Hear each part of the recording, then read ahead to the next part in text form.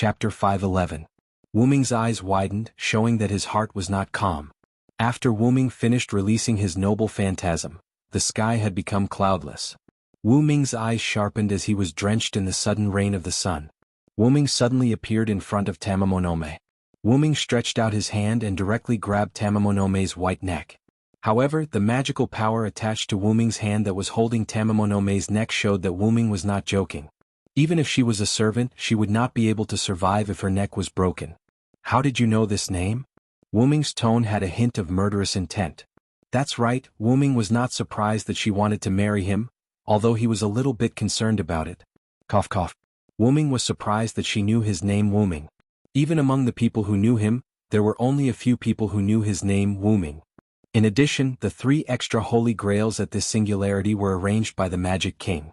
Wuming had to guess whether Tamamonome knew his name because of the Magic King. Or perhaps Tamamonome was simply a thug sent by the Magic King to deal with Wuming. At this moment, Wuming's mental power was completely released, and the range of thousands of meters had entered Wuming's perception range. Wuming's mental power was not only used to detect whether there were other enemies or traps around, but also to see if he had fallen into his opponent's illusion. Although Wuming could be said to be immune to illusion, Wuming was only immune to his own illusion. If it was not used on Wuming himself but used to change the surrounding environment, Wuming might still fall into the trap if he was not aware of it. To make a simple analogy, if you put an illusion on a stone, in theory let the stone think that it was a flower, then the stone would think that it was a flower, and then with the help of magical power, it would make people see that there was a flower in the original position of the stone. It was similar to a simple magic trick. However, now that Wuming had completely released his mental power, he did not have to worry. The other party did not play any tricks. "I learned about your identity through touching the Holy Grail, Wuming-sama." Tamamonome did not care about Wuming strangling her neck, as if she trusted Wuming, and smiled. "Holy Grail?" Hearing Tamamonome's words, Wuming thought of such an example, but the other party did not come into contact with the Holy Grail, but with him. Back in Winterwood City, Stheno, the eldest of the 3 Gorgon goddesses, obediently submitted to Wuming because she came into contact with Wuming and learned of his identity. Strictly speaking, Stheno had the divinity of the Earth Mother, and Tamamonome also had an extremely close relationship with Amaterasu Amikami. If Tamamonome learned of Wuming's identity because she came into contact with the Holy Grail, it would not be unreasonable. Compared to Stheno, who came into contact with him and learned of his information, Wuming felt that it was more reasonable for Tamamonome to learn of his information because she came into contact with the Holy Grail. Although Wuming didn't have the same knowledge as Karna, he also monitored Tamamonome's every move, including a series of details such as breathing, every hair moved by the wind, and so on. In addition, Wuming found that there was indeed no other servant-level magic power in this hall except for the servant-level magic power in front of him. There was no doubt that Tamamonome did not lie. Wuming slowly loosened his hand holding Tamamonome's neck and looked at Tamamonome deeply. "I still can't completely believe you. If you want to prove yourself, then you have to stay here. If I find you elsewhere, I will immediately regard you as an enemy and kill you at all costs. How about it?" After all, if the other party lied, then it was most likely the Magic King's trick. In that case, it was a risk to let Tamamonome stay here for a second. That was why Wuming said that he would kill Tamamonome at all costs. After hearing Wuming's words, Tamamonome nodded happily. There was no doubt that Tamamonome agreed. "No problem, I will wait here for my husband to come back and pick me up. I wish my husband good luck." With that, Tamamonome bent her upper body, folded her hands, and lay on the ground like a Japanese woman saluting her husband. Facing Tamamonome calling him husband, Wuming frowned. "This is only the first time we've met. You've only learned about me from the Holy Grail, and you've already taken the liberty to say that you want to marry me. I will definitely reject such shallow love. Don't call me husband anymore." Marriage without love is meaningless in Wuming's view. Wuming is not a man who can't walk away when he sees a beautiful woman, and he won't readily agree just because the other party is throwing herself at him. After all, Wuming still has a few love debts. How can he add one more? "Yes, I understand, Selen-sama." This time, Wuming nodded with satisfaction. She didn't call him Wuming but Selen-sama. This means that she is a smart person. Wuming likes to deal with smart people. "Then you can stay here. You didn't lie, I will come back and thank you." With that, Wuming immediately turned and left. "I wish you good luck." After Wuming's figure disappeared, Tamamonome smiled again. He, such an excellent husband will be taken away by others if I don't hurry.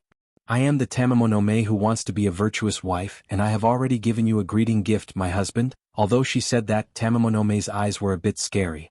Unfortunately, Wuming had already left and didn't see this scene. On the way back to the city gate, Wuming began to think about the information he collected so far. According to Tamamonome's information as well as Wuming's own investigation, Shutendaji was no longer in the central hall. There were two reasons why Shutendaji set up this poison city. First, she needed to make Wuming think that she was in the center of the poison city. After all, if they were to fight, Shutendaji's domain would be very advantageous. However, Wuming forgot that last time, even after Shutendaji left, her noble artifact could still operate on its own. This time it might be the same. Then why did this self-operating poison city attract Wuming? Naturally, it was to let Shutendaji escape. This was also the second reason. The entire place was filled with magic, filled with poison. Under normal circumstances, Wuming wouldn't be able to detect small magic movements. This way, it was very likely that Shutendaji had already escaped from the city. From Wuming's point of view, Shutendaji wasn't a demon who would run away before a fight even started. Not to mention Ibaraki Duji was still here. And even if Shutendaji left, where could she go? There was only one answer, which was to find Gadatsi and Matthew outside the city. Although Shutendaji wouldn't run away because of fear, he wasn't an idiot either. He wouldn't just sit there and wait for an enemy that he couldn't defeat to find trouble with him.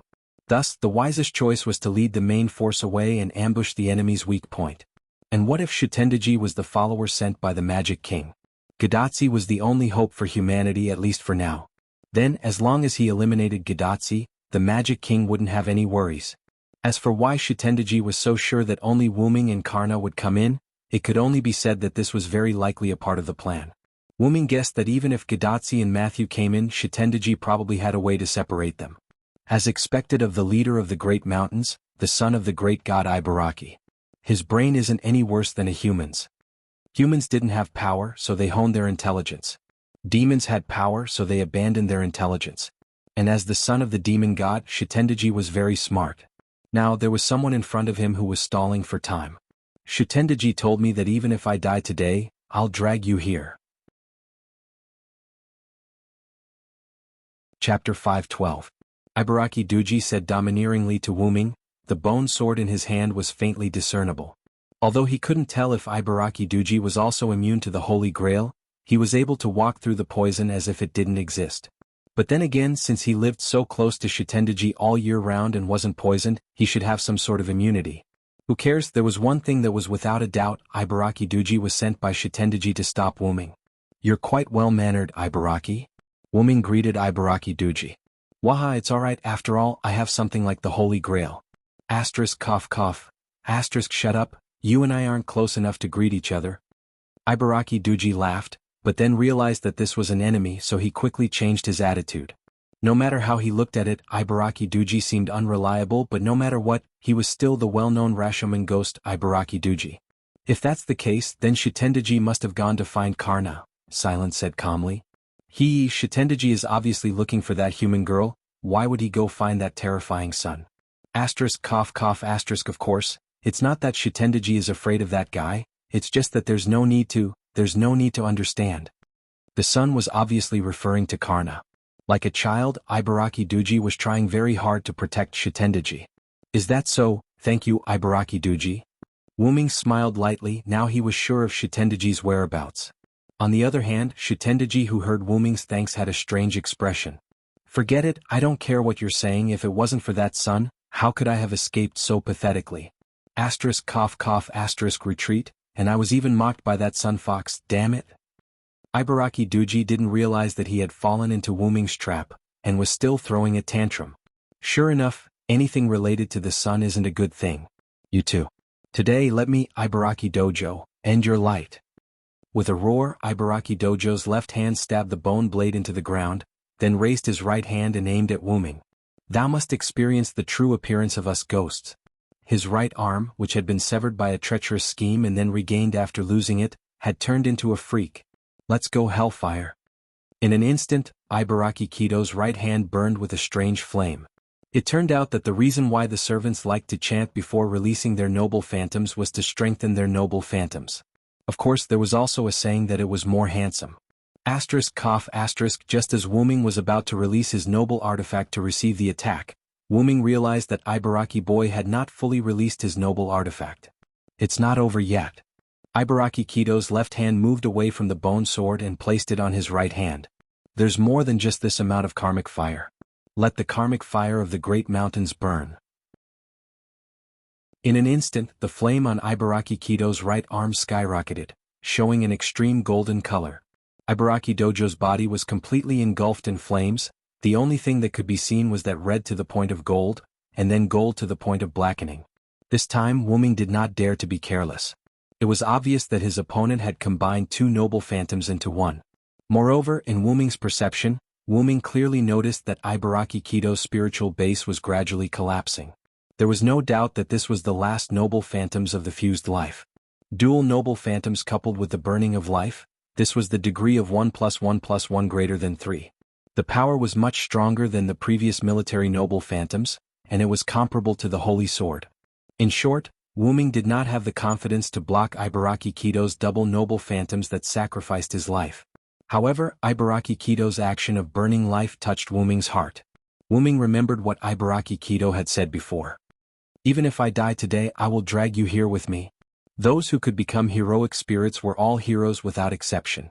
However, the reason why anti-heroes could become heroic spirits and enter the martyr's palace was because of their merits.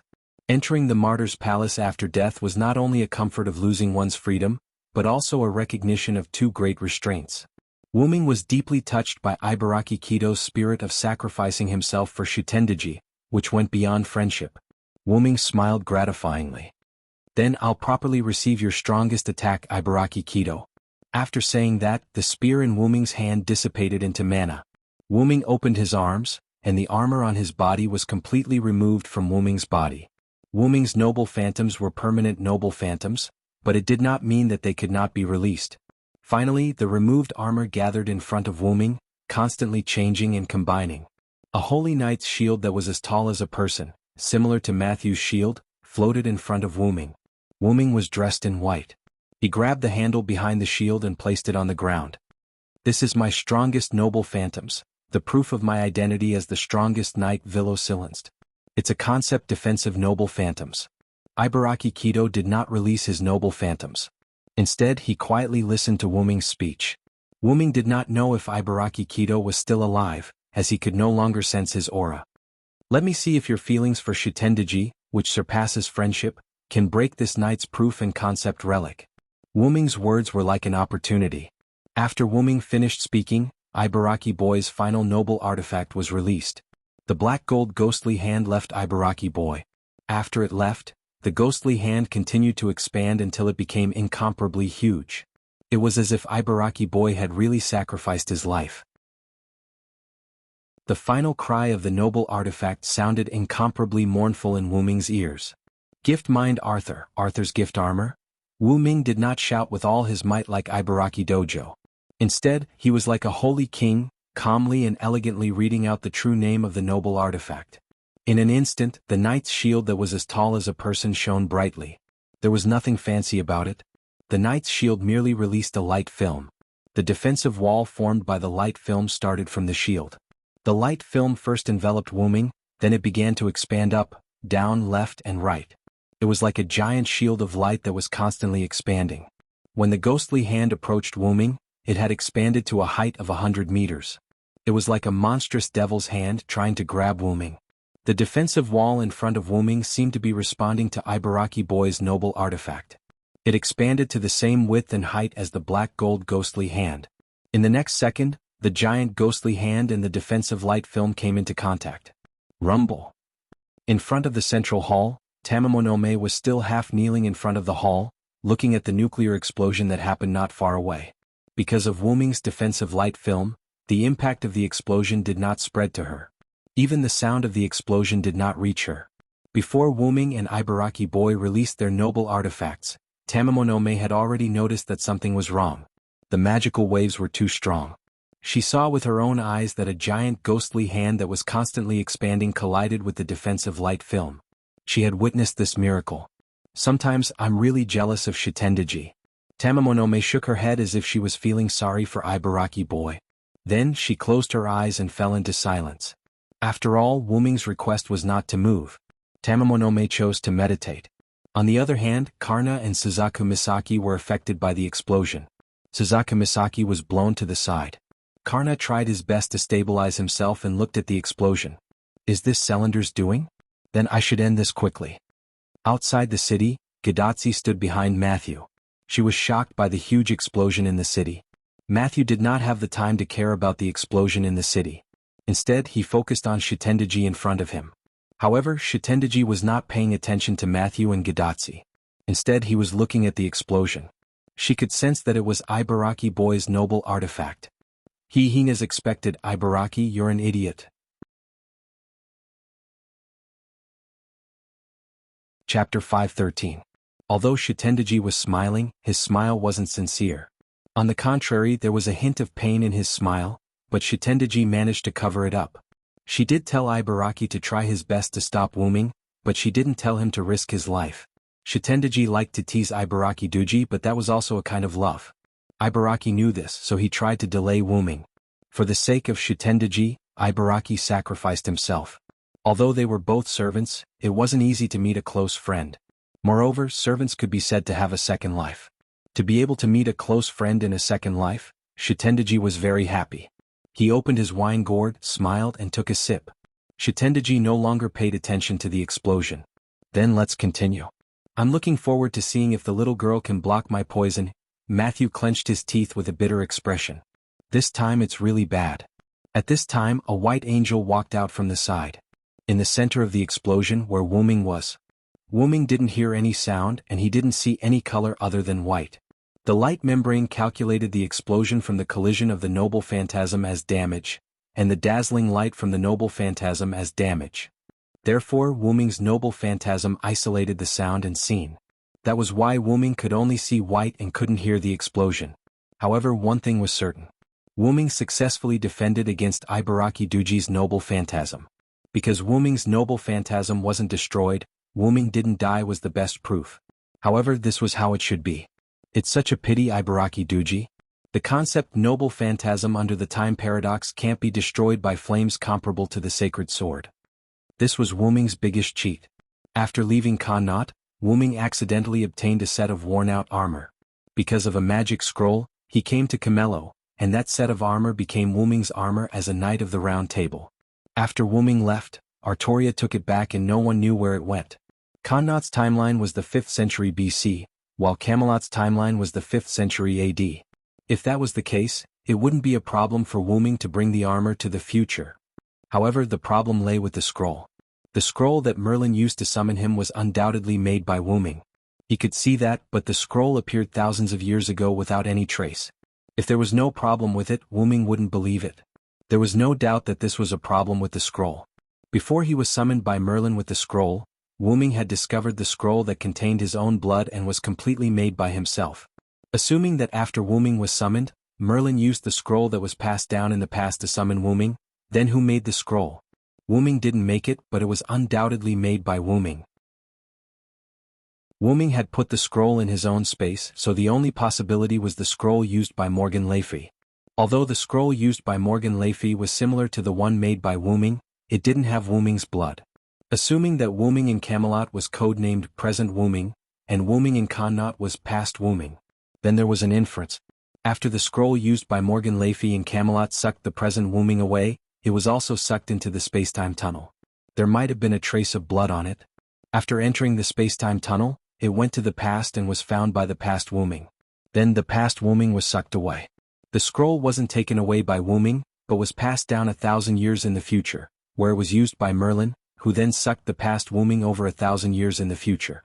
The past Wuming was sucked away at the same time as Merlin sucked the Wuming over 1,000 years in the future. The past Wuming was sucked away and became the present Wuming. Wuming rubbed his head, feeling a headache coming on. Looks like I'll have to investigate this thoroughly after returning to the origin. It is still possible for the Soundless in the Great Root to know such a thing. After all, administrators have to be good at using their authority. Asterisk asterisk asterisk asterisk asterisk asterisk.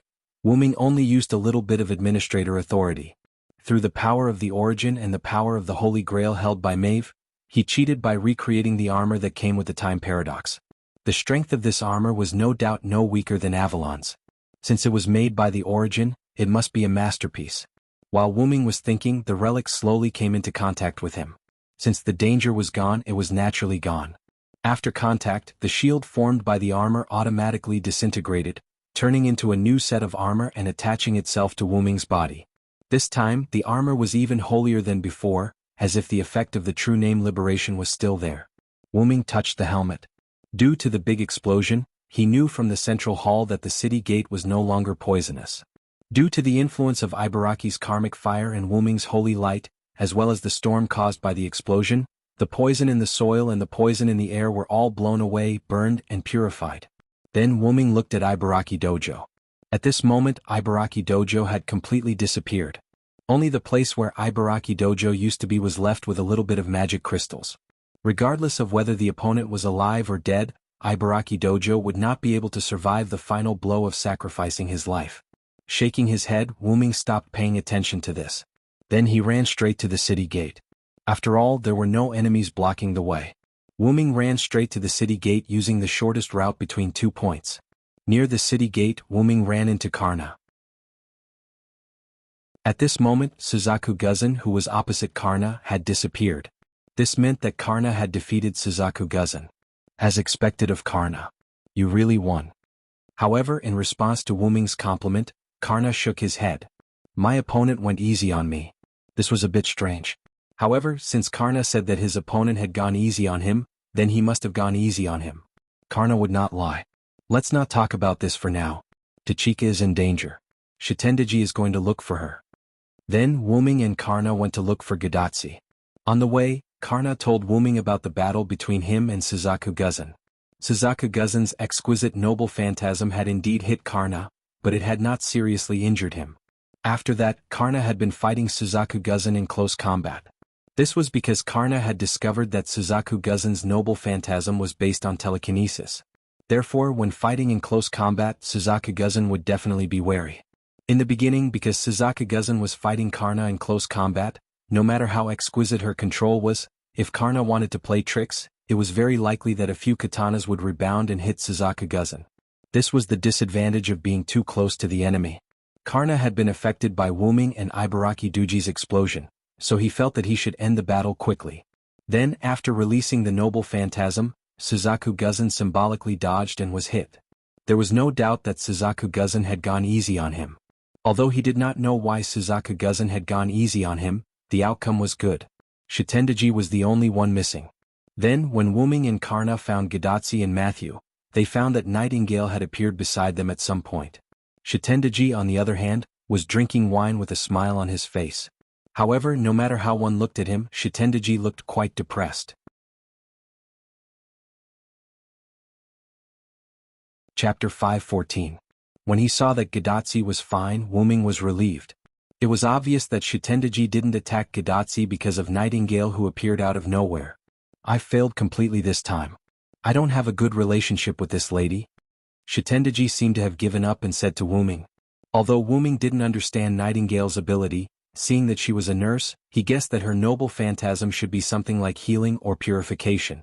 And from Shitendaji's current expression, it could be seen that Nightingale's ability completely restrained her.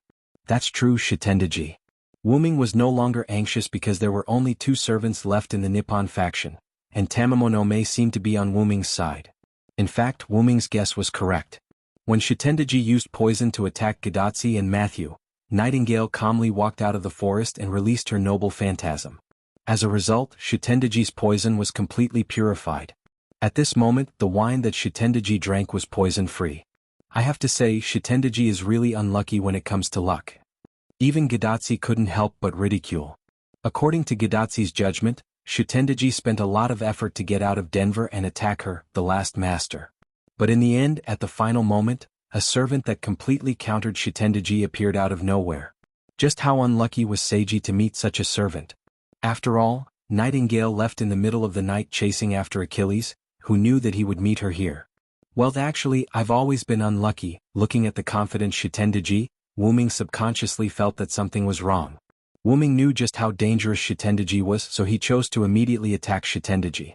The holy spear pierced towards Shitendaji, but Shitendaji didn't try to defend or dodge. I remember that you are looking for the Holy Grail. Unfortunately, the Holy Grail is no longer in my hands. The holy spear stopped right before Shitendaji's neck. This is the second time we've met, Shitendaji, although I'm not sure if you still remember me. Although Ming spoke to Shitendaji, he still kept the holy spear at Shitendaji's neck. Of course I remember. I clearly remember that you chopped off my head, Shitendaji said in a satisfied tone, not at all like he was being held captive. No matter if it's Ibaraki, Tamamonome, or even Suzuka Guzan, the golden light on their bodies as well as this continuous poison, were all created by me through the Holy Grail. Shitendaji said everything without hesitation. However, I didn't bring the Holy Grail with me. Shitendaji smiled. Then, if Shitendaji didn't bring the Holy Grail with him, where did he put it? The central hall had been infiltrated by his mental power, but there was no trace of the Holy Grail. Suzuka Guzan and Ibaraki Doji had already left. Could it be Tamamonome? Ming fell into deep thought. Ming felt that he had overlooked something.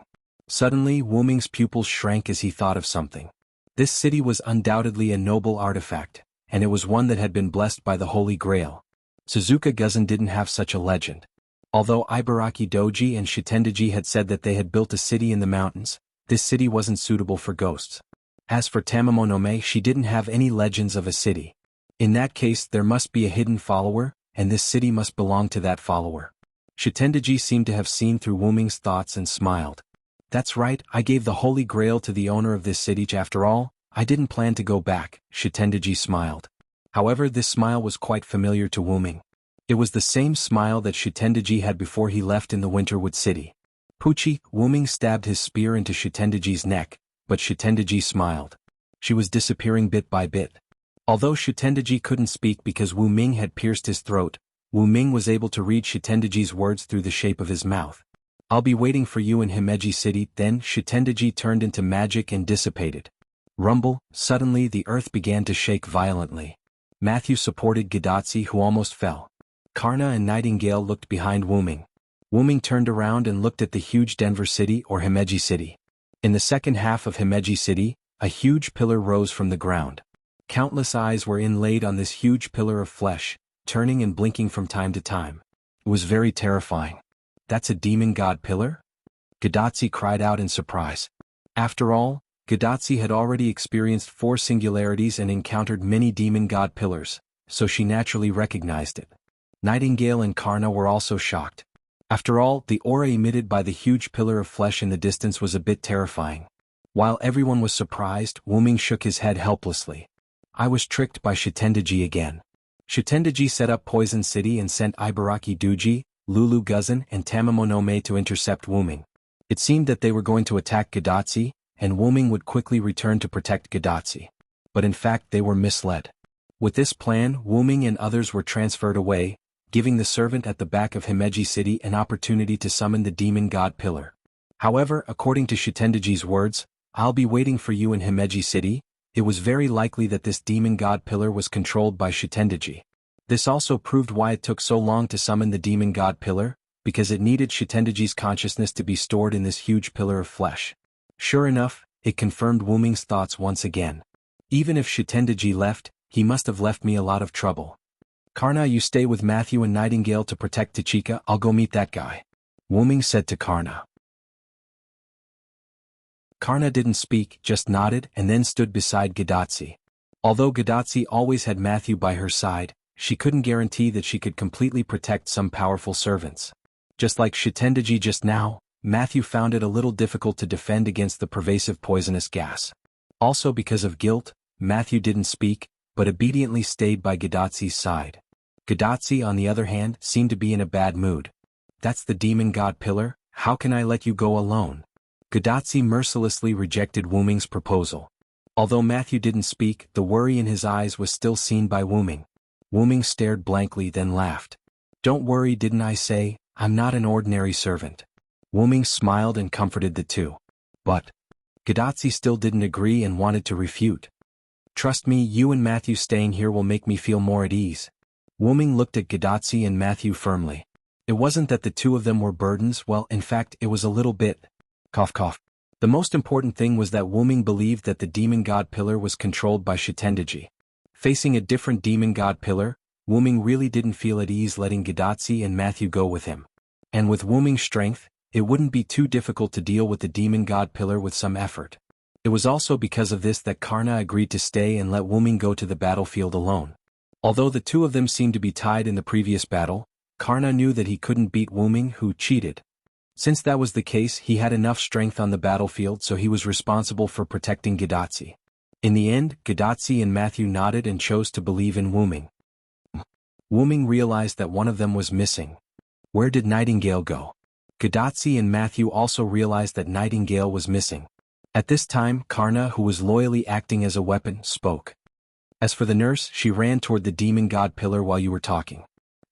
As expected of the obedient Karna.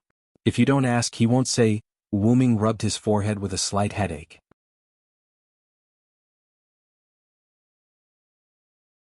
Chapter 5:15. At the back of Jilu City, the huge tentacle-like demon god pillars were wriggling about. The eyes on the demon god pillars would turn from time to time, blinking, looking particularly terrifying. A strange sound came from the demon god pillar. It was a sound that humans and even servants could not make. This was the unique cry of the demon god pillars. Along with the demon god pillar's cry, dense purple fog was emitted from the demon god pillar's eyes. The purple mist didn't move fast, but it was very powerful. The first half of the Holy Grail enhanced version of Jilu City was basically destroyed by Wuming and Ibaraki's noble artifacts. However, the second half of Jilu City was still intact because of Wuming's noble artifacts.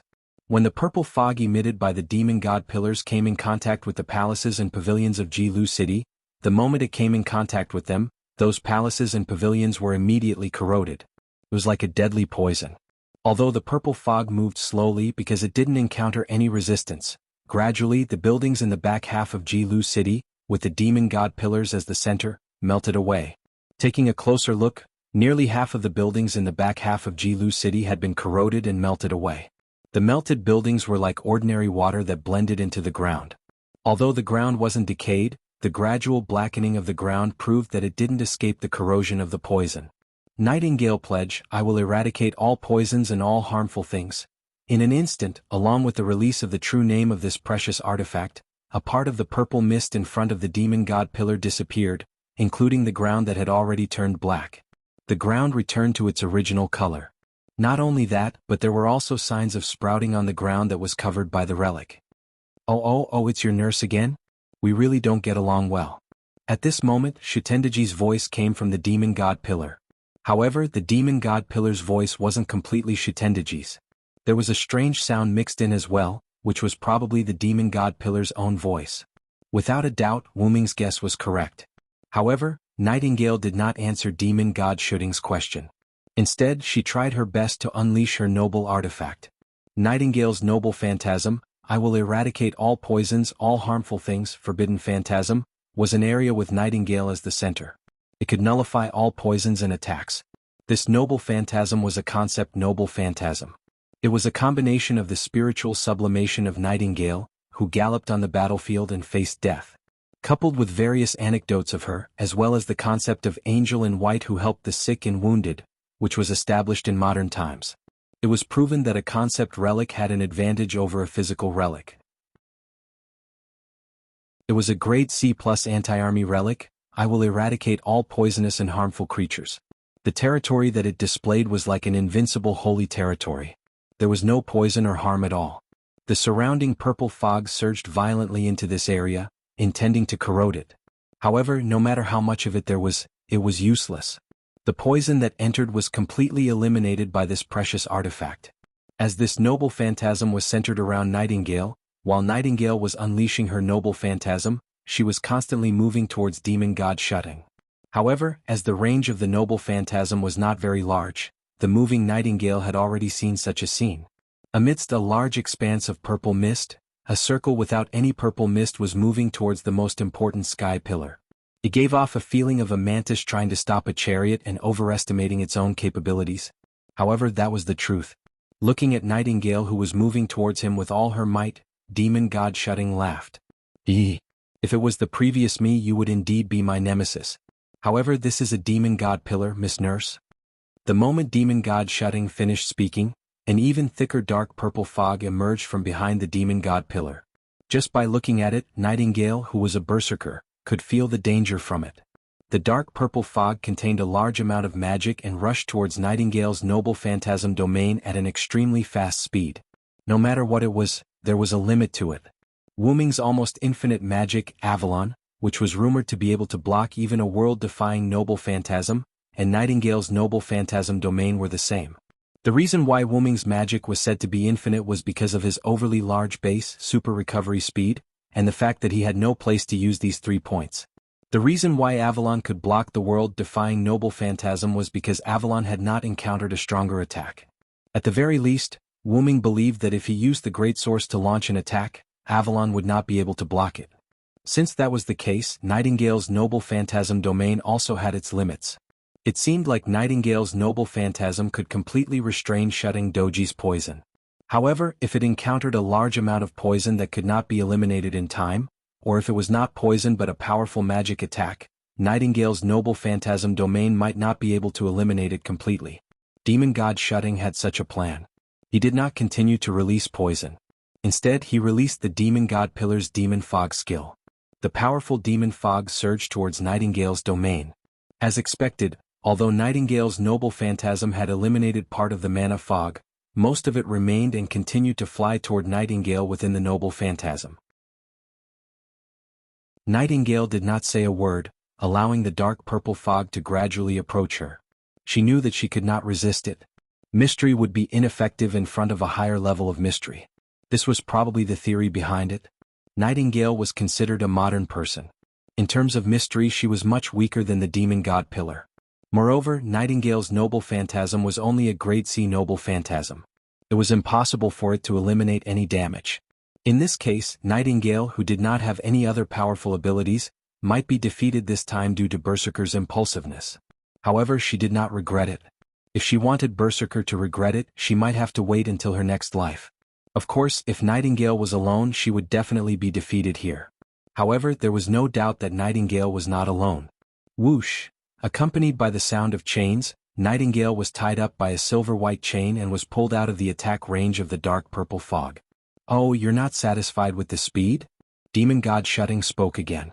After all, no matter if it's Shitendaji or the Demon God Pillar, they're all my enemies, Wu Ming replied Demon God Shutting calmly as he kept the pseudo-heavenly lock back into the golden ripple. As Nightingale's noble phantasm was still activated, although the poisonous fog had spread over, it did not corrode Wu Ming. Then play with me for a while. My new enemy.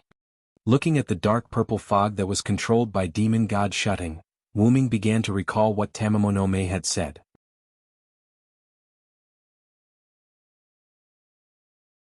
Chapter 5:16. Wu Ming was on his way to Demon God Shutting. When Wu Ming passed by the central Great Hall, he discovered that Tamamonome was still sitting on the platform in front of the hall, not moving at all. And at this moment, the omnipresent poison gas was emitted from the central Great Hall, about to reach Tamamonome. Even people who didn't know what the mist was would feel danger, let alone Wu Ming who knew what the purple mist was. Wu Ming extended his hand and golden ripples appeared. The pseudo-heaven lock appeared from the ripples and in an instant, the pseudo-heaven lock wrapped around Tamamonome. Immediately afterwards, Wu Ming waved his hand and the chains pulled Tamamonome over. Tamamonome didn't resist and let Wu Ming pull her over with the chains. Catching Tamamonome and retrieving the chains, Wu Ming asked subconsciously, "Why are you still here? The Demon God Pillar's attack is already here." The reason why Wu Ming asked this was because even if Tamamonome had the immunity granted by the Holy Grail, even if she could defend against the Demon God Pillar's poison, the Demon God Pillar still had other attacks. Since the poison gas could reach here, the Demon God Pillar's other attacks would naturally be able to as well. However, in response to Wu Ming's question, Tamamonome smiled sweetly. "Didn't you tell me to stay here? This is your promise?" Tamamonome winked at Wu Ming like a mischievous child. With Tamamonome's words, Wu Ming felt rather awkward. Actually, Wu Ming didn't care about his words at all. Seeing that Tamamonome had told him the truth, Wu Ming only warned Tamamonome not to play any tricks behind his back. Wu Ming only used the words "stay here and don't go anywhere" to warn her. Wu Ming didn't think that Tamamonome wouldn't do anything in the face of danger. Who would have thought that Tamamonome would be so serious? Take it that I didn't say it well. However, remember this. You can go back on an unimportant agreement like this when your life is in danger. Wu Ming said very seriously. But, that was my first promise with you. I don't want to break it just like that. However, since you personally came to help me break the promise, then I'll let it go this time. Tamamonome smiled, acknowledging Wu Ming's words. Also, Lord Surrender, how much longer are you planning to hug me? Tamamonome smiled innocently. Wu Ming's expression turned awkward, and he quickly put down Tamamonome. After using the pseudo-heaven lock to pull Tamamonome over, Wu Ming withdrew the heaven lock. Wu Ming then hugged Tamamonome like hugging a cat. Speaking of which, hugging Tamamonome was no different from hugging a cat. Cough cough. Back to the main topic.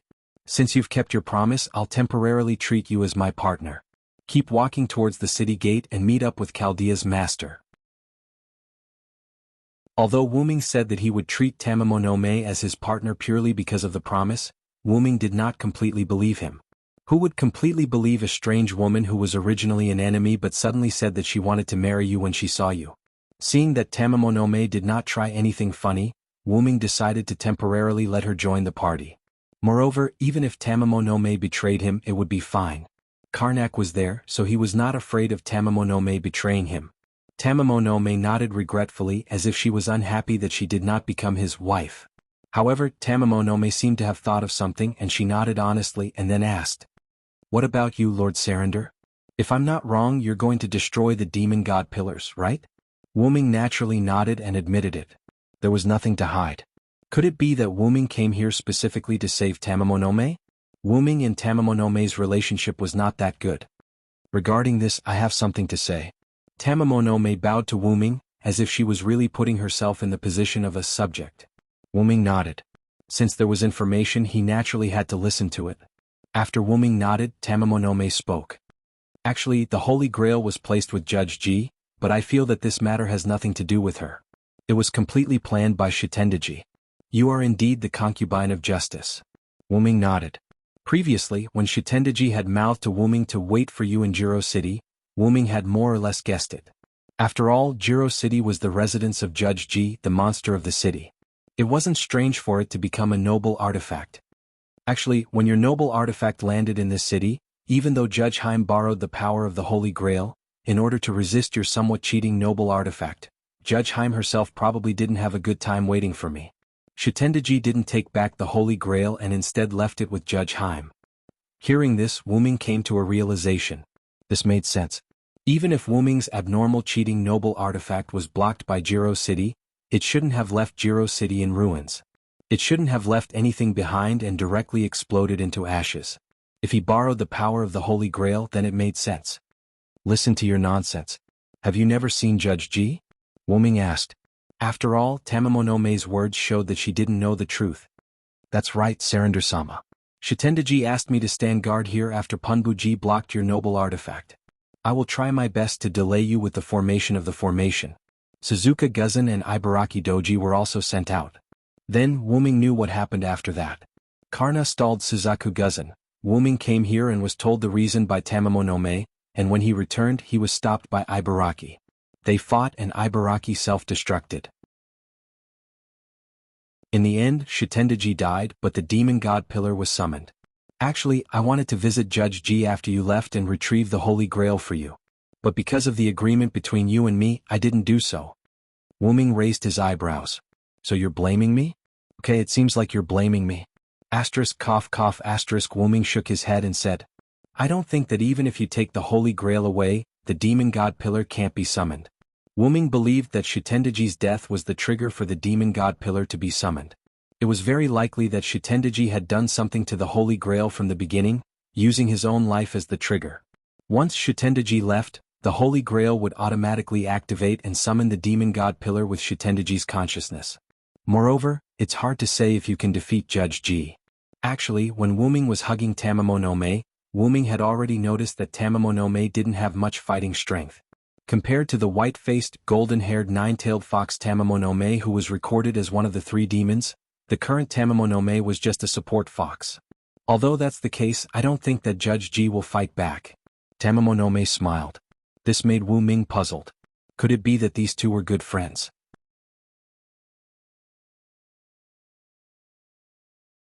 Chapter 517. Facing Wuming's doubts, Tamamonome covered her mouth with her sleeve and smiled. That's what your concubine thinks. That's why your concubine said that the summoning of the demon god pillar had nothing to do with Judge Haim. Damn, she's even keeping me in suspense. Wuming shook his head helplessly. Since there's nothing else, I'll take my leave. Nightingale probably can't hold on any longer. With that, Wuming prepared to leave. Wuming-sama. Tamamonome suddenly opened her mouth and called Wuming by his real name. Huh? Wuming turned his head and stared at Tamamonome. Facing Wuming's stare, Tamamonome smiled apologetically and said, "You're an existence blessed by Amaterasu Amikami's incarnation. Make good use of that power." With that, Wuming left. After all, if he delayed any longer, Nightingale really wouldn't be able to hold on. Following that, Wuming recalled the scene from before. Wuming used the pseudo-heaven lock to pull Nightingale back. Blessing from the sun god? Wuming recalled Tamamonome's words and thought of the sun rain. By the way, Shitendaji, have you ever felt the despair brought by the sun? With that, Wuming closed his eyes and began to feel the mysterious power that entered his body without him noticing. I didn't even feel despair from Minamoto no Reiko. Can you make me feel despair? Demon god Shitendaji let out a strange sound. Following that, he began to make the first move. The countless eyes on the demon god pillar spun faster and faster, gathering magical power. Following that, each eye released a heat ray comparable to a holy sword. The heat rays gathered together and formed a huge pillar of light with a diameter of 100 meters, attacking Wuming and Nightingale. Wuming opened his eyes and waved his hand. Gate. Nightingale chanted a simple incantation, and a purple ripple appeared beneath her feet. Nightingale fell down in an instant. After Wuming heard a scream, Nightingale was completely engulfed by the purple ripples. Arthur's gift armor. After releasing the concept relic once again, the armor on Wuming's body detached and formed a shield. The shield formed a light film and welcomed the heat rays that the demon god shot out. Zzz. The expected explosion did not happen. The shield's light membrane disintegrated all the heat rays from the demon god wine swallowing, turning them into pure magic power that spread out in all directions with a sizzling sound. Gate. Chanting the incantation again, Wuming's figure behind the shield disappeared, leaving only a purple ripple. Suddenly, the demon god pillar made an incomprehensible sound. It was a scream that belonged to the demon god pillar. Behind the demon god pillar, Wuming was holding his holy spear. The front half of the holy spear had already pierced one of the eyes behind the demon god pillar. Although there were eyes behind the demon god pillar, because Wuming appeared too quickly, the demon god pillar did not react at all. As for how Wuming came over, the purple ripple that was slowly closing behind Wuming became a powerful explanation. Wuming could use the teleportation portal to any place he had been to and any place he could see. Wuming pulled the holy spear out of the demon god pillar's eye, jumped back and left the demon god pillar's body. The moment he left, a large amount of dark purple fog appeared from the eyes of the surrounding demon god pillars. Without a doubt, if Wuming did not dodge, he would have been enveloped by the dark purple fog. Without the protection of his armor, Wuming did not dare be careless. Even if the dark purple fog did not seem like poisonous fog, who knew whether it would dissolve in an instant? Because of the damage, the demon god pillar stopped releasing heat rays. And because of this, Wuming's noble artifact also stopped. However, Wuming did not let the noble artifact recover his armor. Compared to the permanent noble artifact's armor form, the shield form after true name liberation was much more useful. However, it was unable to move in time. The demon god Jiotun naturally noticed that the shield did not arrive at Wuming's side in time. Immediately, the eyes behind the demon god pillar began to revolve violently. Along with the condensation of magic, heat rays were also released.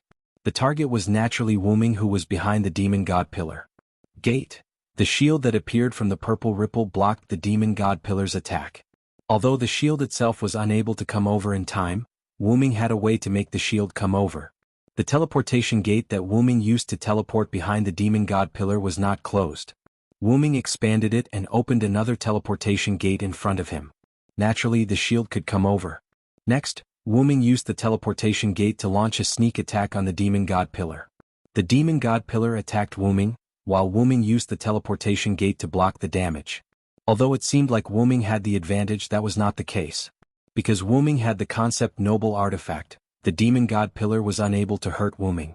However, Wuming's attacks were also ineffective against the demon god pillar. Ming stabbed in different places with his spear. However, after stabbing, the demon god pillar's powerful body would heal his injuries. One was the Dragon of Origin's spiritual base, while the other was the demon god pillar controlled by Shitendaji. Both of them were life forms with a high degree of mystery. This created a very awkward situation. Ming could not hurt the demon god Shitendaji, while the demon god Shitendaji could not hurt Ming. Ah, your tortoise shell is really tough. Shitendaji was not upset at all. Your recovery ability is not bad either, demon god Shitendaji. Ming replied. Since that's the case, I won't play with you anymore. After demon god Shitendaji finished speaking, the huge demon god pillar began to move towards Gadatsi. She was not prepared to fight this unsolvable battle with Ming. She was prepared to get rid of the most important person. Ming would definitely not allow that. Once again he used the teleportation gate to arrive at one of the demon god pillar's eyes and stabbed with the holy spear. The demon god pillar was already used to having its eyes pierced, and because Shitendaji was not prepared to pay attention to Ming, the demon god pillar did not move at all. However, Ming smiled. Found it. Ming said before that he wanted Shitendaji to experience the despair brought by the sun, and closed his eyes to feel the blessing of the sun rain. Naturally he would not play such a boring game with demon god Shitendaji. The reason why Ming kept stabbing the demon god pillar was actually to find the holy grail inside the demon god pillar. Ming did not think that the summoned demon god pillar would put the holy grail aside and not devour it. It could be said that without the holy grail, the demon god pillar's strength would definitely decrease. However, Ming did not want to take out or destroy the holy grail. At this moment, a large amount of black fog suddenly enveloped Ming. This was a magic corrosive fog that was even purer than the dark purple fog from before. I already knew that you were looking for the holy grail. You should thank me, I let you find it on purpose. Shitendaji's mocking voice could be heard. After all, Shitendaji was not an idiot. He guessed what Ming was thinking, so he set up this trap to make Ming fall into it. Of course I knew that this was a trap. After all, if it was you, it would be impossible for me to find the holy grail, so I took the initiative to jump into this trap. Ming's voice came from the black fog, and it was a rather spirited voice. It did not sound like it was being corroded at all. After all, only this way can I release my authority.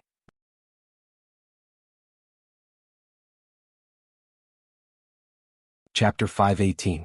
Although Ming had cheated, he did not have any trump cards like the Savior Sword or the 12 clones because of Celander's spiritual base. Ming had only created an ordinary spiritual base in the root of Genesis and sent it to this singularity. Celander's identity was created by Maeve using the Holy Grail, so Ming did not choose to interfere. After all, being invited in and barging in were two different concepts. Moreover, even without the Savior Sword and the 12 clones, Ming was not weak. However, although he wasn't weak, he couldn't really injure demon god Shutting without using a noble artifact. If he wanted to cripple him, he would have to use a super energy storing noble artifact again. However, Ming did not plan to use a relic in the first place. As he had a concept relic to defend himself, the demon god pillar's attack could not hurt Ming. It was a sad story.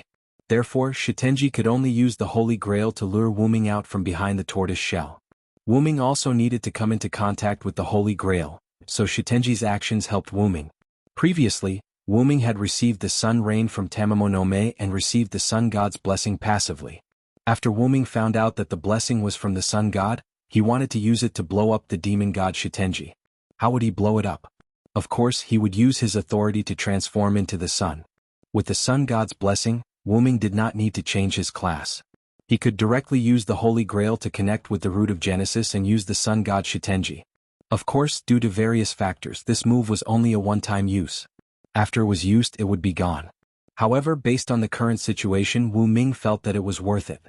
If the demon god Shitenji was allowed to wreak havoc in the American continent, the entire continent would probably turn into a land of poison in a few days. This proved the saying once again. Even if he left, Shitendaji would still cause trouble for Ming. That was why Ming decided to directly use the sun god's blessing upon seeing Shitendaji turn into a demon god pillar and connect to the Great Origin's usage of the Holy Grail. This was also why Ming wasn't the slightest bit nervous even after falling into Shutting's trap. Because the sun's flames would burn everything. For the sake of victory, quickly come before me. Undying sun, please bestow upon me a shining steed. Horses with enough intelligence, bring me the light wheel that symbolizes your master. After Ming finished chanting, the fog surrounding Ming began to glow. Boom. A ball of golden flames broke out from the fog with an explosion, starting to burn on the demon god pillar. The demon god pillar once again let out an incomprehensible sound of pain. General Demon God Wine Tun. Immediately afterwards, the golden flames instantly covered the entire demon god pillar. A strange scene appeared in Ji Road City. The giant pillar burning with golden flames kept twisting, as if trying to get rid of these deadly flames, but it couldn't get rid of them. A deep sense of powerlessness came from this flame pillar. Amaterasu. On the hillside outside Ji Road City, Tamamonome looked at this scene and said softly. Caster, what did you say? Gadatsi, who was standing beside Tamamonome, asked doubtfully. Nothing, Master-sama. Tamamonome smiled and covered it up. Gadatsi didn't ask again but focused on the giant flame pillar. Just now, the burning of the demon god pillar made Gadatsi shout. She was very excited and now she calmed down. Nightingale, who was teleported by Wuming to Gadatsi's side, saw that the virus was about to be finished and relaxed a lot. Amaterasu. Karna said faintly. He heard Tamamonome's words. Matthew and Karna, two people, one on the left and one on the right, stood beside Gadatsi and Tamamonome. The former was guarding his senior and the latter. It seemed that because of the sun attribute, Karna had a good impression of Tamamonome. At least, he could talk to her and wouldn't ignore her. Of course, Tamamonome was also very interested in this same kind. As long as it was related to the sun, it was a good thing. Immediately afterwards, the golden flames slowly disappeared, and the huge demon god pillar disappeared along with it. There was no doubt that the demon god pillar disappeared. With Wuming's power, the sun incarnation disappeared, just like Lev in the Winterwood City. It's just that the demon god pillar, Florence, died and there was still Lev left, but demon god Winetun died, there was nothing left. No, it should be the only thing left. Wuming looked at the original position of the demon god pillar, and thought with a strange expression. At this moment, a girl who was dressed like a Japanese princess was lying on the demon god pillar's position. Her eyes were spinning in a spiral shape. There was no doubt that this girl was unconscious and it wasn't light. Wuming could faintly hear the unconscious girl mumbling something subconsciously.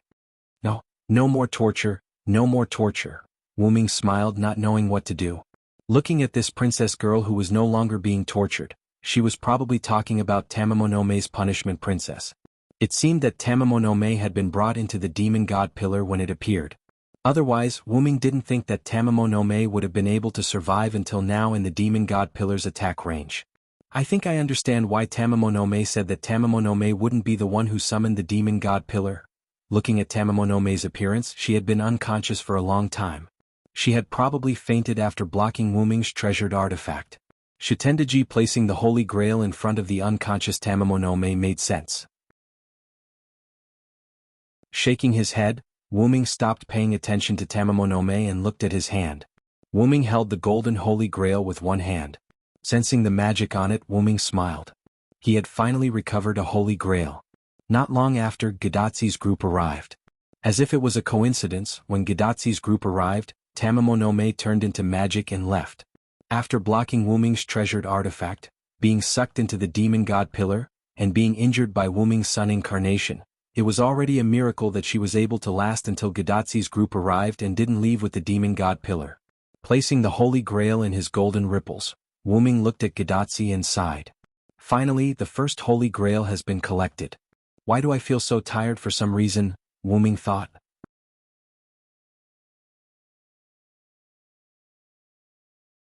Chapter 519.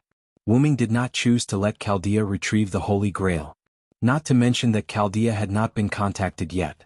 Moreover, even if Wuming was contacted, he would not easily hand over the Holy Grail that he had just obtained to Chaldea's group.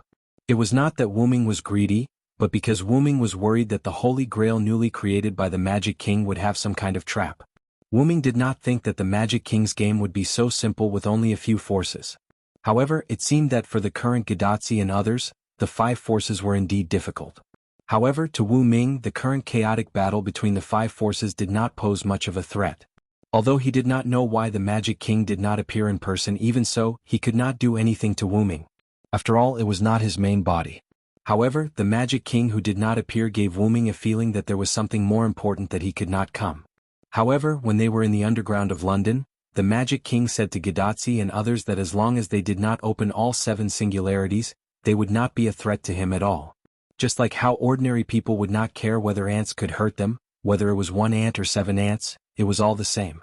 According to the Magic King, only when all 7 singularities were saved, would he take the initiative to kill Gadotsi and others.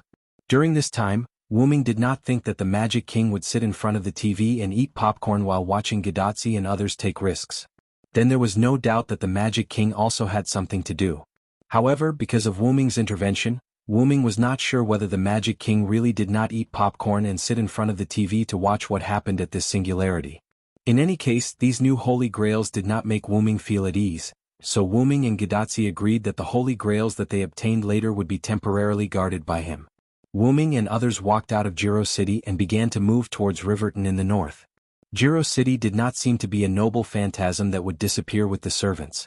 The Japanese forces were destroyed and the Holy Grail was recovered by Wuming, but Jiro City was still there. It was still the same ruins or even worse, razed to the ground. Let's not talk about the collision between Wu Ming and Ibaraki Boy's noble artifacts. The demon god pillars, poisonous fog and all kinds of destruction were enough to destroy Ji-Wei City, which had lost its defenses due to Ji-Ji's coma and overload. Wuming guessed that Shitendaji because of this, he used the Holy Grail to summon the summoned monsters to leave the summoned monsters, leaving only the servants. Wuming Doji. Gadotsi, Matthew and Nightingale was to be in the middle. In the middle was to the rears. In this way Wuming Doji's group did not move fast, and it could even be said that they were moving slowly. After all, they had just won a battle, and there was no need to be too anxious, so Wuming Doji's group of 6 walked slowly. In fact, it was also to take care of Gadotsi. After all, it was rare for them to come into contact with the current crisis, so there was no need to carry Gadotsi as if they were transporting goods. However, they could not be too careless as the current lineup of 6 people could be seen. Wuming Doji and Karna were in front and behind, while Matthew and Nightingale were guarding Gadotsi in the middle. As for Tamamo Mei, who had been following behind Wuming, she followed by herself. Besides, it would not affect them much, so Wuming acquiesced. However, it seemed that it really did affect them. Along the way, Gadotsi Doji and Matthew kept looking at Wuming strangely, as if they were shy, as if they were praising him, as if they were gratified. In short, it was that kind of strange look that Wuming could not put his finger on. The more Wuming Doji thought about it, the more he felt that something was wrong, so he asked Tamamo Mei, "Did you say something strange when you came here and met up with Tachika Doji and the others?" "Lord Celander, you're overthinking it. I merely politely introduced myself as your fiancé to you, master." Tamamo Mei smiled elegantly at Wuming. Wuming Doji finally understood why Gadotsi Doji and Matthew Doji were looking at him in such a way. "But I didn't say that I wanted you to be my fiancé. Forget it. Let's leave it at that for now." Seeing that it was because Tamamo Mei had fought the demon god Shutting, Wuming Doji decided to take a loss and leave their relationship at that for the time being. Hello. Speaking of which, why is Ms. Nightingale here?" Wuming asked Gadotsi and the others behind him. Although Wuming's team of 6 had arranged themselves in a strict manner, Wuming, who was leading the way, and Karna, who was bringing up the rear, were only a few meters away from Gadotsi. Therefore, Wuming didn't need to raise his voice or wait until he was close enough.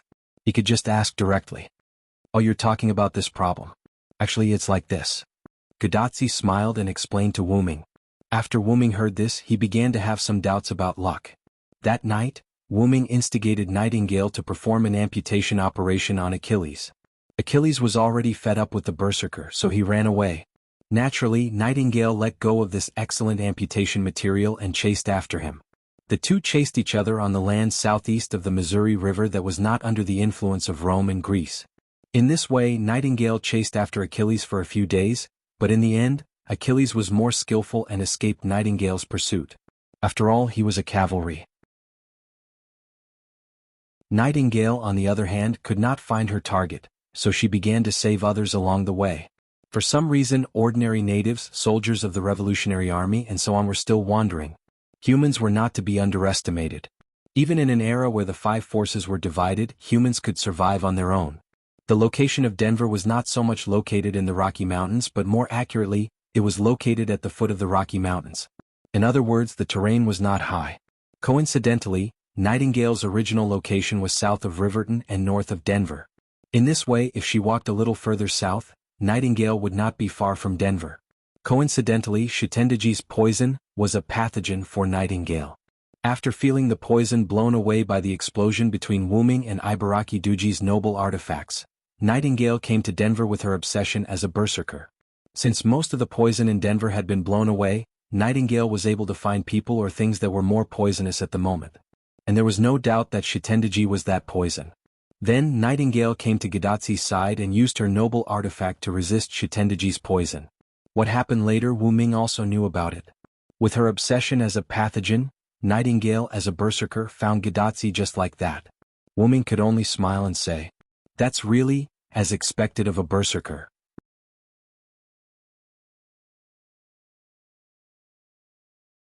Chapter 520. Wuming's group didn't waste any more time. In just an hour they arrived at Riverton. This included Karna from the American faction and Tamamonome from the Japanese faction. After all, the two of them were now on the same side, and Wuming didn't think it was a secret that Riverton was a gathering place for followers, so he brought them there. After returning to Riverton, Wuming briefly told Karen and Geronimo about what they had done, including how they were accidentally found by Nightingale, Karna's support, and how Tamamonome had joined Wuming. Of course, when he introduced Tamamonome, he introduced her as a partner. Although Wuming did benefit from Tamamonome, there was no such thing as giving one's body in return for a favor, let alone a man giving his body to a woman. Although Wuming was a bit thick-skinned, he wouldn't do such a shameless thing. Asterisk cough cough asterisk. Let's not talk about other things, but with Karna joining us, we are already a lot stronger. After listening to Wuming's explanation, Karna nodded affirmatively. As an existence on the same level as his own disciple, Karna's strength could be said to be the best. Coupled with the memory of the Battle of the 14 Horsemen, Karna was relieved that this once troublesome enemy had become an ally. Sure enough, you also remember the Battle of the Holy Grail. Karna wasn't surprised to see that Karna knew him. Karna didn't think that he was special. Since he could remember the Battle of the 14 Horsemen, then the other followers in the Battle of the 14 Horsemen would certainly remember him. Hearing Karna's words, Karna smiled at Karna to show his friendliness. At this time, Wuming looked around and found that something was wrong. By the way, aren't there some people missing? Wuming looked at the followers in the room. It was obvious that there were some people missing. As for Elizabeth and the others, they ran into a little trouble. It's fine. Gadatsu coughed awkwardly. At this moment, Gadatsu was extremely embarrassed, and Matthew was beside her, looking like he was ready for battle. This made Wuming wonder if Gadatsu had a moral crisis just now. When Wuming told Geronimo and Sharon what happened, Gadatsu was attacked by Kyoheim. After that, Elizabeth, Robin Hood, and Billy Boy threw themselves at Gadatsu and shouted, "Lady and Zhen! Lady and Zhen!" Kyoheim was taken away, and the scene of Gadatsu being tightly protected by Matthew appeared. As if he had thought of something, Wuming no longer asked about it. Then he asked about another person. What about Rama? He won't find trouble with Greece. Other than Elizabeth and a few other servants in the team, Wuming found it strange that Romo, the wounded, was not here. After a few days of rest, it was reasonable to say that Rama had almost recovered. Because of this, Rama should be here in such a situation. The only reason why Rama wasn't here was that he had gone to Greece to save his wife. That's right. Although Rama belongs to the ranks of the lone followers, the king is proud and arrogant. From the beginning, he had been searching for Sito alone and did not accept our help. If it weren't for your serious injuries, we wouldn't have met again, Karen explained. And through this lesson the king has also thought it through. He is no longer alone and has decided to join us, Geronimo added. And then he went alone again? Wuming wondered. Wasn't it obvious? Although he decided to go with everyone, in the end he still went to Greece alone. However, Sharon shook his head. This time he was not alone. Achilles went with him. In other words, after Achilles got rid of Nightingale, he returned to Riverton. Then, under Rama's strong desire, he listened to his teacher and accompanied Rama to Greece. Spartacus also went with them. Geronimo added and smiled. Wuming instantly understood Geronimo's smile and felt a little embarrassed. If Geronimo hadn't mentioned it, Wuming would have forgotten about him. Back then he had used the pseudo-heavenly lock to tie Spartacus up and threw him into the woods. It seemed that Spartacus was finally found by Sharon and the others. As for Wuming's pseudo-heavenly lock, it was estimated that its magic power had been exhausted and broken. After all, it had been used for a long time. Without Wuming's magic power to replenish it, it was normal for it to break. Anyway, Wuming did not feel bad about it. After all, he still had a few pseudo-heavenly locks in his spatial relics. Let's not talk about Spartacus for now. If Achilles went with them, I'm relieved. Wuming was relieved. He did not want Rama to be killed again. Although Achilles was easily tied up by Wuming's trick as a demigod hero, Achilles was not to be underestimated. Not only did he have an almost invincible defense like Karna, but he also had many relics. For example, Achilles' shield alone was enough to block the most powerful relics of Karna and Wuming, which were comparable to natural disasters. Of course, although it would break after blocking for a while, it was enough for a battle that could end in a few seconds. Since Rama and the others have gone to Greece, let's work on both sides. Whether it was Sharon, Geronimo, Nightingale, or Karna and Tamamonome, they all understood what Wuming meant. Are we going to have a final battle? Gadotsi also understood what Wuming meant. She was shocked. That's right. Wuming decided to end the mutation of this singularity as soon as possible. With the Celtic forces, the American forces, and the lone follower forces joining forces, and the Japanese forces withdrawing, Wuming felt that now was the best time to destroy both Greece and Rome. Wuming had always felt that the trap set by the magician king at this singularity was not that simple. He felt that Shutendaji was not the only one who knew Wuming's identity and was targeting Wuming. The longer this dragged on, the more Wuming felt that something was going to happen. Sharon, Geronimo, what do you think? Wuming asked the two of them who were acting as the wise ones. I think we should slow down a little. After all, Rama and the others just left yesterday. They should be in Greece now, Geronimo said calmly. However, Sharon expressed a different opinion. I agree with Salander, but I suggest we only attack one of the forces for now.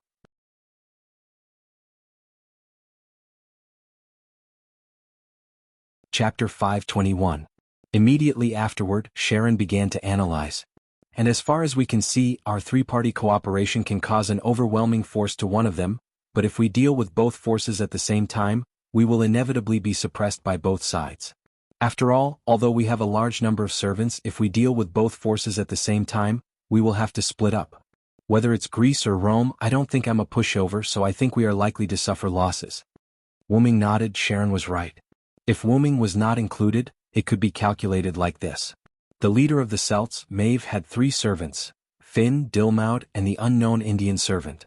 Needless to say, Maeve and the other Celtic servants were not weak. Although Silent Wonder had never seen the Indian servant before, he knew that the Celts were quite powerful since they were related to Rama. The American forces only had 3 servants. Needless to say, the leader Edison was very weak, and Helena could only be an auxiliary mage. The two's combat power was not high, only Garna was strong, so they did not dare to act rashly. The leader of the lone servant force could be said to be Gadotsi, and there were a lot of servants: Matthew, Achilles, Sharon, Geronimo, Robin Hood, Billy Boy, Kyoheim, Elizabeth, Spartacus, and Rama. As for Tamamo no Mae, she was temporarily assigned to the lone servant force. Although they had the largest number of servants, there were not many who had strong combat power. Strictly speaking, only Achilles, Sharon, and Rama had first-line combat power, and the rest, whether it was Geronimo, Robin Hood, or even Billy Boy, they were not strong. As for Kyoheim and Elizabeth, well, if they were compared to Wuming, Garna, and others, they would be honest mascots. Well, if Kyoheim didn't shout Anjin-sama, and Elizabeth didn't sing, they would become very popular. Tamamo no Mae's words were mentioned before. If she was summoned as a berserker or some other job rank, Tamamo no Mae would be able to unleash the terrifying power of one of the 3 great monsters. But now she was just an ordinary witch fox. Lastly, if Spartacus could release his noble phantasm, he would be a very good troublemaker. However, he would be tied up in a few moves, so he could not be counted on. Moreover, even if he did release a precious artifact, it would be self-destructing and the price would be too great. Didn't you see that Caligula's berserker, who didn't have any powerful abilities, was stabbed by a noble phantasm? Although it was inappropriate to say so, in the face of a top-level servant like Wuming, Wuming was certain that no one present, not even Sharon, would be able to survive if they fought with their lives on the line. Although it seemed like Wuming was a little arrogant, unfortunately this was the truth. Karong is right. Since that's the case, let's split into 2 teams. Wuming decided to eliminate one of the forces first, and then attack the remaining forces. Immediately afterward, Wuming told everyone about his opportunity. They were still divided into 2 teams. The first team was led by Sharon and Geronimo. Robin Hood, Billy Boy, Kyoheim, Elizabeth, plus Edison and Helena, a total of 8 people. Their task was to go to the Roman camp and use all kinds of tricks to distract the Roman forces. The purpose was to delay the Roman forces and have no time to deal with the Greek forces. The Greek forces, on the other hand, were led by Wu Ming and other powerful servants to form the second team to eliminate them. Wu Ming returned to Washington first and then led Maeve, Finn and Dilmad to Greece. Karna, on the other hand, was to join Rama, Achilles, and Spartacus to attack the Greek forces together with the Celtic forces brought by Wu Ming.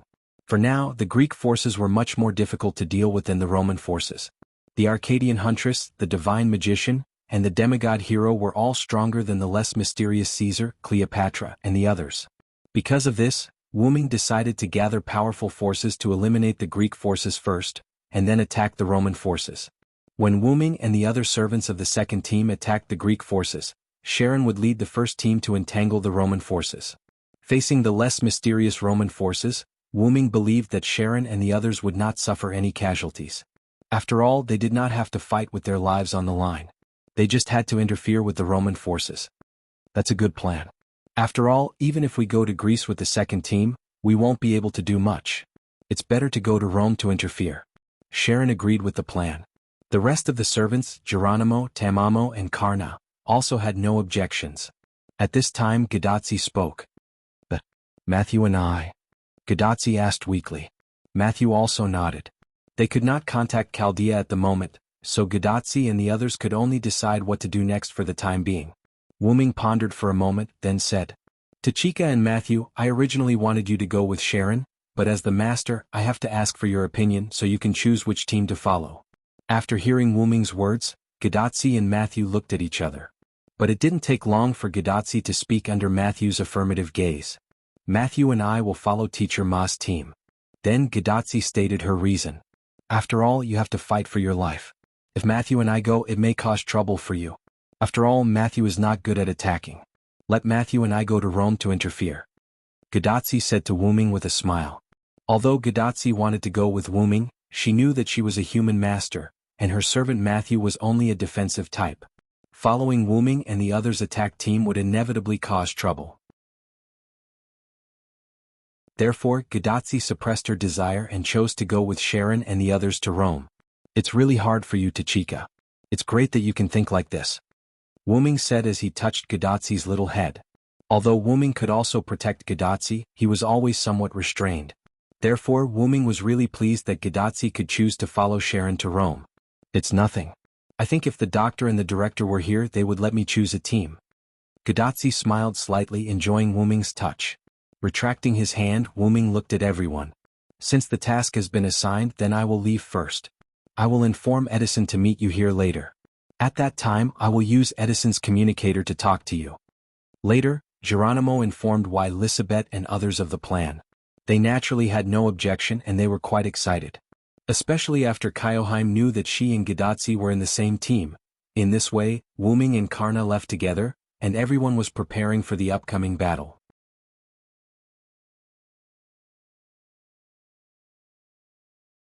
Chapter 522. Wu Ming and Karna left Riverton, but they were not going in the same direction. Karna was heading to the Great Lakes, which was the territory of the Greek forces, to look for Rama and the others. Achilles, Rama, and Spartacus set off during the day. According to Wu Ming's speculation, even if they were there, it was unlikely that they would rush into the Greek followers recklessly. Maybe they were just observing. After all, after this crisis, Rama also found the problem. Recklessness would not only fail to save his wife, but it would also put him in danger. After all, he was a king. Even if he was more impulsive when he was young, Rama was not ignorant. At present, there had been no movement from the Greek side, so Wu Ming judged that they had not made a move yet. This was good. Karna could meet up with them first, then lurk and wait for reinforcements. As for Karna's identity, Wu Ming gave him a Loon runestone, which contained a video recorded by Wu Ming, which was enough to prove Karna's identity. Besides, Achilles had also teamed up with Karna before when they were 14 knights, so he knew that Karna would not lie. Therefore, Wu Ming was not worried about Karna's identity. In this way, Karna headed toward the northeast. Wu Ming, on the other hand, went south, preparing to use his assassin behavior to pass through the gap between Greece and Rome and return to Celtic. Coincidentally, although it was daytime when Wu Ming and the others attacked Jiro City, it was almost dark when they arrived at Riverton. The night was suitable for Wu Ming to sneak away. However, Wu Ming thought about it carefully and laughed. Not to mention that it would take too long to carefully rush back. Wuming had a portal. Wuming had to rely on himself before because he had never been to those places. Now that he needed to rush back home, wouldn't that be putting the cart before the horse? Therefore, Wuming directly opened the portal and went to Washington. In the president's office in Washington, a black-purple spatial ripple appeared in front of the desk. Then Wuming walked out of the portal. "You're back." Wuming let out a long sigh of relief, giving off the feeling of a wanderer returning home. However, Wuming chuckled self-deprecatingly. The feeling of home could only be felt in the root. After that, Wuming looked around the empty office. The office gave Wuming the feeling that no one had come here after he left. The books on the table were still the same as when Wuming left. "Xiao Sai, you're back." At this moment, the door to the office suddenly opened. The person who called Wuming Little Sai was undoubtedly Maeve. Then Maeve threw herself into Wuming's arms. "I'm sorry, Maeve. I was delayed by something and came back late." Silent Wonder smiled at Maeve. His smile naturally contained an apologetic tone. However, Maeve didn't care. After shaking her head, she broke away from Wuming's embrace. Then Maeve hugged one of Wuming's arms and said with a smile, "It's good that you're back." If there were outsiders here, they would probably be scared to death by Maeve's behavior. Therefore, the cold, arrogant queen who didn't treat men as humans had become so gentle. She was many times gentler than before Wuming left. Even Wuming was shocked. Was it because they hadn't seen each other for a long time that led to the release of mental stress? In layman's terms, absence makes the heart grow fonder. Wuming sat on the president's chair without the slightest bit of guilt. The poor president had already died. Wuming hugged Maeve, who was sitting on his lap, and began to tell her about his experience. Maeve, on the other hand, was listening attentively, her big eyes sparkling. In other words, as long as we join forces with the American forces and followers to eradicate Greece and Rome, we will win. Maeve smiled sweetly. Wuming nodded. Then he asked Maeve a little strangely, "Maeve, why are you so happy today?" Wuming asked. Since she came in, she had been very gentle until now. She was much gentler than the Maeve from a few days ago. Of course, she was still not as gentle as an ordinary girl, but this was not easy for Maeve. You can't expect a queen to be gentle. This was already a very gentle level for Maeve. Facing Wuming's puzzled question, Maeve hugged Wuming's neck and looked at Wuming's face and said happily, "Because Sai took off her helmet." When Maeve said this, Wuming realized that he didn't wear his helmet anymore. No one knew when it started, but Wuming had taken off his helmet and maintained the appearance of only wearing white armor. Wuming would only close his helmet during the battle, but once the battle was over, he would take it off again. Although Wuming was used to it, Maeve was not. She had never seen Wuming's true face in this singularity. Of course, it didn't mean that Wuming covered his true face to make Maeve suspicious. After all, no matter who it was, if their lover always covered their face with a mask when they were with their other half, the other half would be very depressed if they couldn't see their lover's face. "So, I won't wear a helmet in the future, how about that?" Without apologizing, Wuming asked with a smile. With the relationship between the two, there was no need for an apology.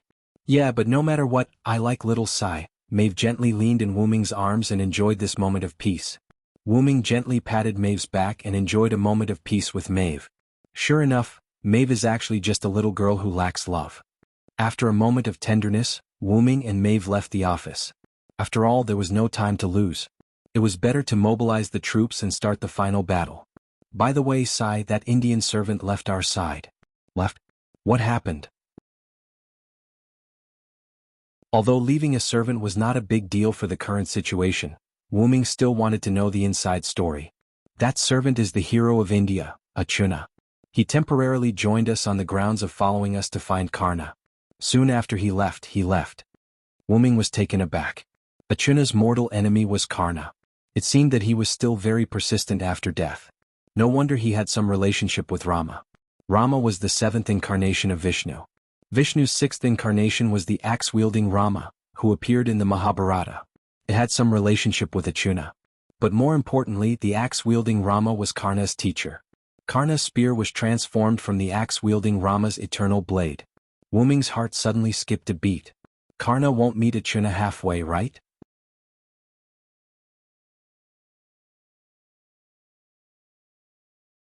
Chapter 523. Maeve, gather Finn and the others and head to Chicago. I'll go check on Riverton. I have a feeling that Ajo and Karna have met. When it came to serious matters, Maeve was not ambiguous at all and immediately nodded. Wuming opened a portal and walked in. After Maeve saw Wuming leave, she reverted from a pretty girl to an incomparably domineering queen. She then gave an order to the Wuming guards outside. All troops head to Chicago. Outside Riverton town, a dark purple teleportation gate appeared. Wuming walked out. Although Wuming was going to Riverton, Wuming chose the place where he and Karna had parted. Wuming looked in the direction Karna had left. Lightning and fire kept appearing in the sky there. Wuming immediately took out his communication device and contacted Edison. Even if Karna and Ajo met, they wouldn't be able to determine the winner in a short time. "Hello, this is Thomas Edison." The Lionhead's deep voice came from Wuming's communication device. Listening to Edison's incomparably serious voice, Wuming was amused. Could you imagine a giant lionhead seriously talking on the phone? "I'm Siren, President Edison." Wuming then told Edison to attack this place.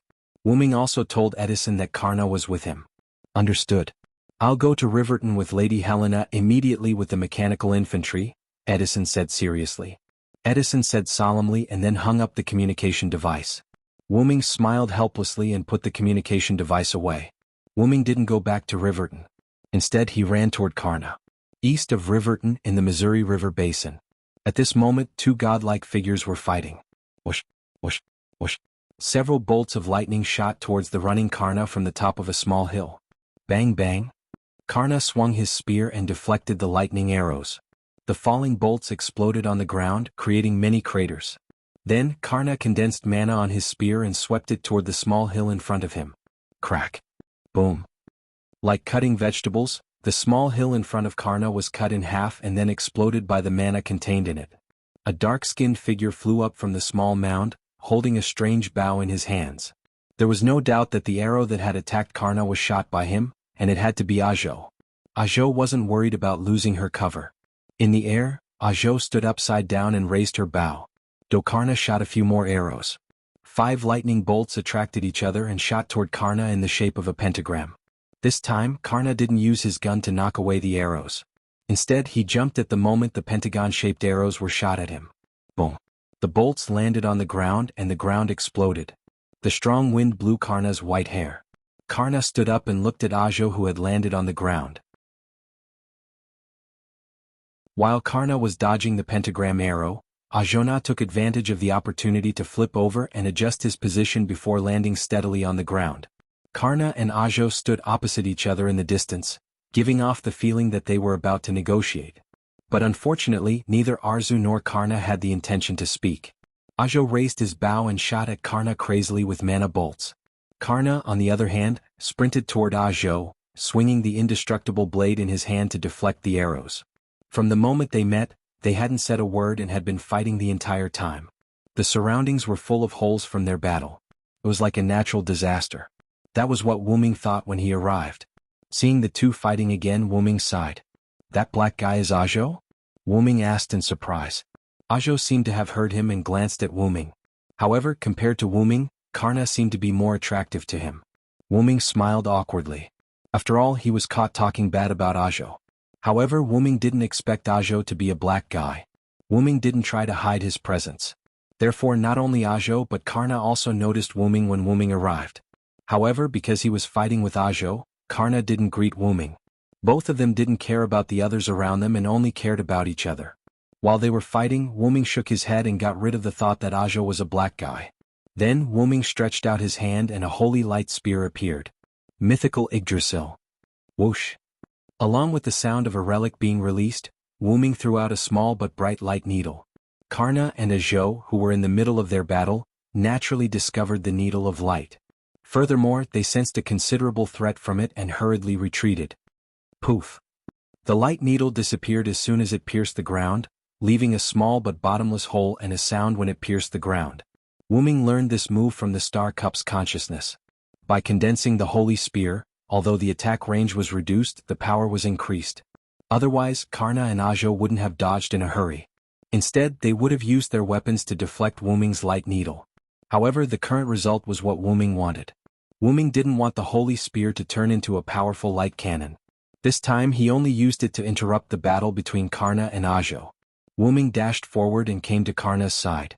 Although Karna and Ajo had separated, Their eyes were still fixed on each other.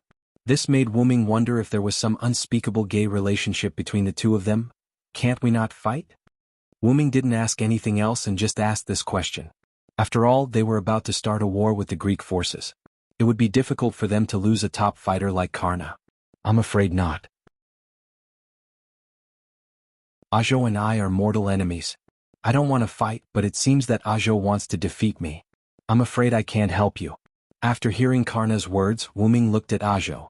Wuming saw that Ajo's eyes were filled with strong fighting spirit and an incomparably persistent desire. It was obvious that he wouldn't let Karna go. There were only two ways to deal with Ajo. The first was to let Karna and Ajo fight.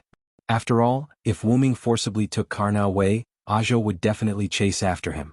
Since Ajo could join the Celtic side because of Karna, it wasn't impossible for him to join the Greek side because of Karna. The Greek side would definitely warmly welcome a powerhouse who only wanted to fight Karna. While Wuming was thinking, Ajo was already impatient. What? You want to fight 2 against 1? Even if that's the case, it doesn't matter. Fight me, Karna.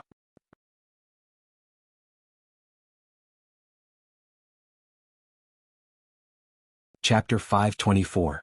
After Ajo finished speaking, she released her magic in a very imposing manner, causing the surrounding ground to crack. At this moment, Wuming finally had a chance to size up Ajona. Although his skin was dark, it revealed an incomparably healthy luster. Dressed in blue and white Indian Brahmin aristocratic clothes, this dark young man was full of character. Plus, he had a cold expression on his face. Wuming believed that ordinary girls in the modern world would definitely be smitten by Ajona. Wuming looked at Karna as if he had suddenly realized something. Was it because Karna was fairer than Ajona that Ajona was so stubborn about fighting him? I feel like you're thinking about something very rude, Karna said indifferently without even looking at Wuming. You're overthinking it, Wuming replied awkwardly. Of course he was joking. Wuming could understand why Ajona was pestering Karna. They were evenly matched, but because the opponent was in a difficult situation, Ajona, who had once sworn that he would not attack the opponent when the opponent was in a difficult situation, made his move.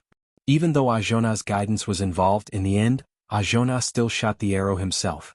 That was the arrow that ended Karna's life, and also the arrow that would make Ajona suffer for the rest of his life. The hero Ajona had actually wanted to kill his archenemy in a murderous manner. That was too degrading. Although justice always belonged to the victor, Ajona still felt uneasy. Therefore, after turning into a heroic spirit, his wish was to fight Karna and defeat him with his own strength. Wuming had also thought it through. Let Karna and Ajona fight. After all, even if Wuming took Karna away, they would still end up fighting in the end. As for killing Ajona with Karna, Wuming had thought about it before, but first of all, it was inhumane, and second of all, this place was neither close nor far from Chicago. It would cause trouble sooner or later. Then Wuming opened a portal. After exchanging a few words with Karna, Karna nodded. Then he glanced at Ajo and walked in. Karna, don't even think about escaping. Arzu roared angrily. Don't worry, Achuna. Karna only left the Missouri River Basin. He only went to the northwest of the Cordillera Mountains. After all, there are few people there. You won't be disturbed. Then Wuming moved the portal and pushed it in front of Ajo. You can find Karna again through this portal. Of course, you can choose not to trust me. The choice is yours. Wuming smiled, indicating that he meant no harm. However, in Ajo's eyes, this smile was extremely evil. He was having a good fight with his opponent, and you sent his opponent running away as soon as you arrived. Now you're even smiling. No matter how you look at it, it's a smile that's asking for a beating. Unfortunately, Wuming's charm wasn't as great as Karna's. Ajo merely looked at Wuming deeply and then entered the portal. Of course, Wuming wouldn't play any tricks. At this moment, Karna and Ajo were indeed in the northwest of the Cordillera Mountains. Then Wuming took out his communication device and sent a message to Edison. Karna and Ajo are fighting to the death in the northwest of the Cordillera Mountains. You must avoid that place. Pass through Denver from the south and meet up with Chaldea's master in Riverton. After a while, Edison sent back a message. Putting away the communication device, Wuming took Karna's place and continued running toward Chicago. Let the two of them fight it out. By the time the victor is decided, Silent Wonder would have collected all 4 holy grails. The sun set in the west and night gradually fell. Des Moines, a town on the Mississippi plains that was neither too far nor too close to Chicago. Because of the war, there weren't many people in the town. Also, because the sun had just set, There were only a few passers-by on the road. They all had bitter expressions and frowns. Some of the houses were damaged and some were directly abandoned. No one cared about them. However, because this place was under the influence of Greece, it was relatively peaceful. Suddenly, a green figure flashed past like a shooting star. This made one of the passers-by wonder if he was hallucinating because of his long-term nervousness, or if he had run into a ghost. Although the sun had just set, it was still considered night. Not wanting to think about it anymore, the passers-by quickened his pace and left. In every abandoned house in Des Moines, a red-haired young man stood in a house without any light, looking out the window from time to time. This person was Rama. Following the appearance of a green figure, Achilles appeared in front of Rama. "How is it?" Rama asked. "I found out. Those people have all gathered in Chicago because of a big hole in their spaceship. They haven't moved yet," Achilles said, rather displeased. "Speaking of which, we should just attack them directly. Is there a need to be so cautious?" Even Spartacus, who had been trying to attack Rama for some unknown reason, was released by Rama for being a hindrance. Well, actually, Rama just let him go with the flow. It would be best if he could affect the Greek side. After what happened before, I understand that if I want to take back Xido, I won't be able to do it rashly. I might even be killed. Rama closed his eyes and explained to Achilles. This was also the reason why Rama asked Achilles to scout for information. But why didn't he go himself? Achilles was the fastest to run. "I deserve to die. However, I can't die. I can't let Xido suffer. I must take back Xido. Before that, I must not die." Rama clenched his fist tightly. The metal gauntlet on his arm made a creaking sound because of Rama's strength. It could be seen how turbulent Rama's heart was. As expected, I still don't know anything about love. Can't we just fight our way through the enemy?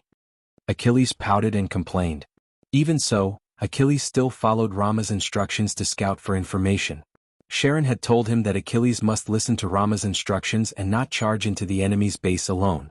As a teacher, Sharon naturally had ways to make his disciple obedient. After all, this was the talent of a teacher. After that, Achilles could only grumble helplessly before following Rama over. If that's the case, then what should we do next? Achilles dug his ears and asked Rama.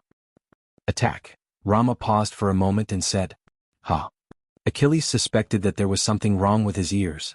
Otherwise, there was something wrong with the young king in front of him. Achilles thought, "You must be kidding, brother."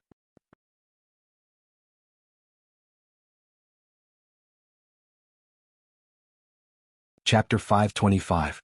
Without paying attention to Achilles' expression, Rama explained the reason. "At present, there is no monkey army to help me. The only servants who can fight are you and me. Therefore, attacking is the most reliable method at present." Rama said sadly. When he thought that Xido might have been killed, Rama's heart was full of uneasiness. The young Rama still had the courage to be foolish. After Rama finished speaking, Achilles' forehead showed the word V. "Isn't that the same as my previous proposal?" Achilles thought with a broken heart. Suddenly a voice came. "I think you'd better wait a little bit." "Who is it?" Whether it was Achilles or Rama, they took out their weapons and were vigilant. "Don't be nervous." Then, accompanied by an optical camouflage illusion, Wu Ming's figure appeared in a corner of the dim room. Wu Ming said that the technology of the Mecha clan was still useful. "It's you?" Achilles was quite upset, then he put down his meteor lance. "The Celtic Saint King?" Rama was surprised, but after seeing that it was Wu Ming, he calmed down. After knowing that Wu Ming was also a king, although it was a pirated version, Rama's impression of Wu Ming became very good. Of course, a good impression was a good impression, and the fact that Wu Ming injured him could be forgiven. However, Rama still remembered the crime of negligently allowing his men to imprison Xido. Although they reconciled, they still had to remember the grudge. This was the young King Rama's decision in the face of Xido's matter. Rama, who was like a child throwing a tantrum, was not noble. As long as it concerned Xido, then Rama would not give in. "Why did you come here alone? Where is the master of Chaldea?" After all, he was also Rama's savior, so Rama naturally cared about him. "Don't worry, Edison has agreed to join forces with us. On the way back, we have joined forces with Karna to eliminate the Shitendaji who had gathered in Japan." Then Wu Ming briefly explained to the two of them why Karna was a member of the United States, what they had been doing during this period of time, and their next plan. "I didn't expect Lancer to join Edison's camp. Life is really unpredictable." Achilles sighed. In the previous memory they were clearly teammates, but in the end they became enemies again. But in any case, because of the alliance, they became teammates again. That person is a hero who gave alms. It's not strange for him to have such decisiveness, Rama said calmly. Although he and Karna did not come from the same story, Rama knew quite a bit about the hero who gave alms.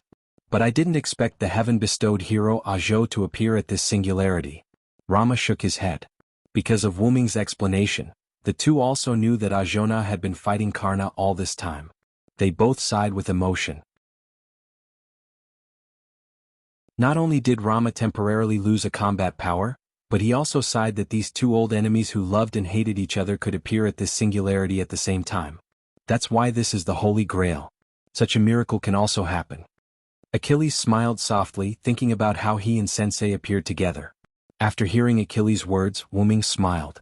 Because of this, Rama, you can also meet Sito at this singularity just like Karna and Ajo.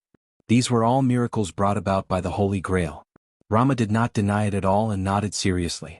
Although I still can't meet Sito, as long as I know that she's still on this continent, I feel extremely at ease.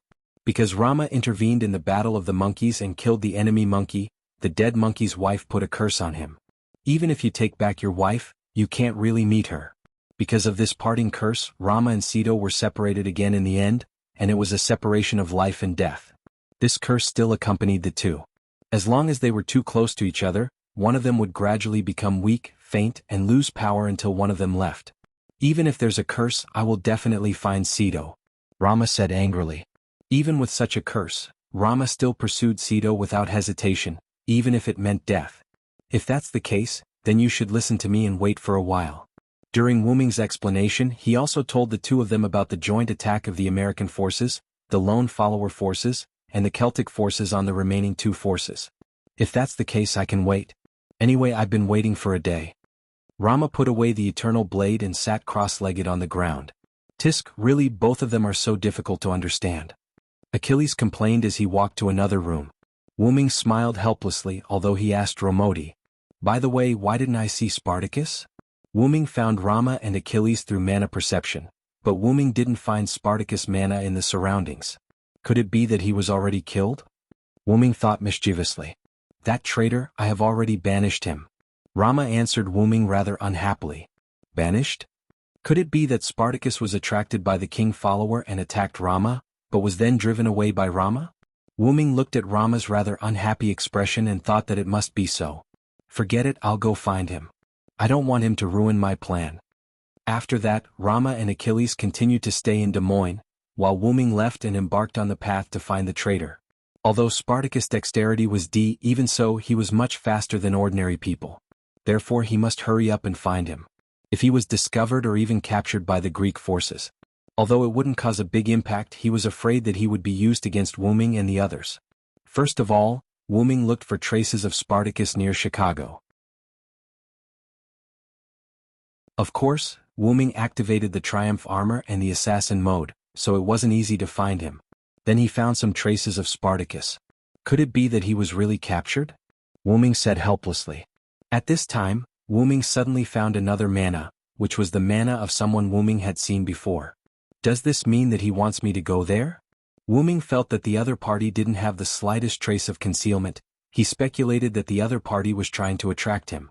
Not afraid that it was a trap, Wu Ming quietly moved toward that place.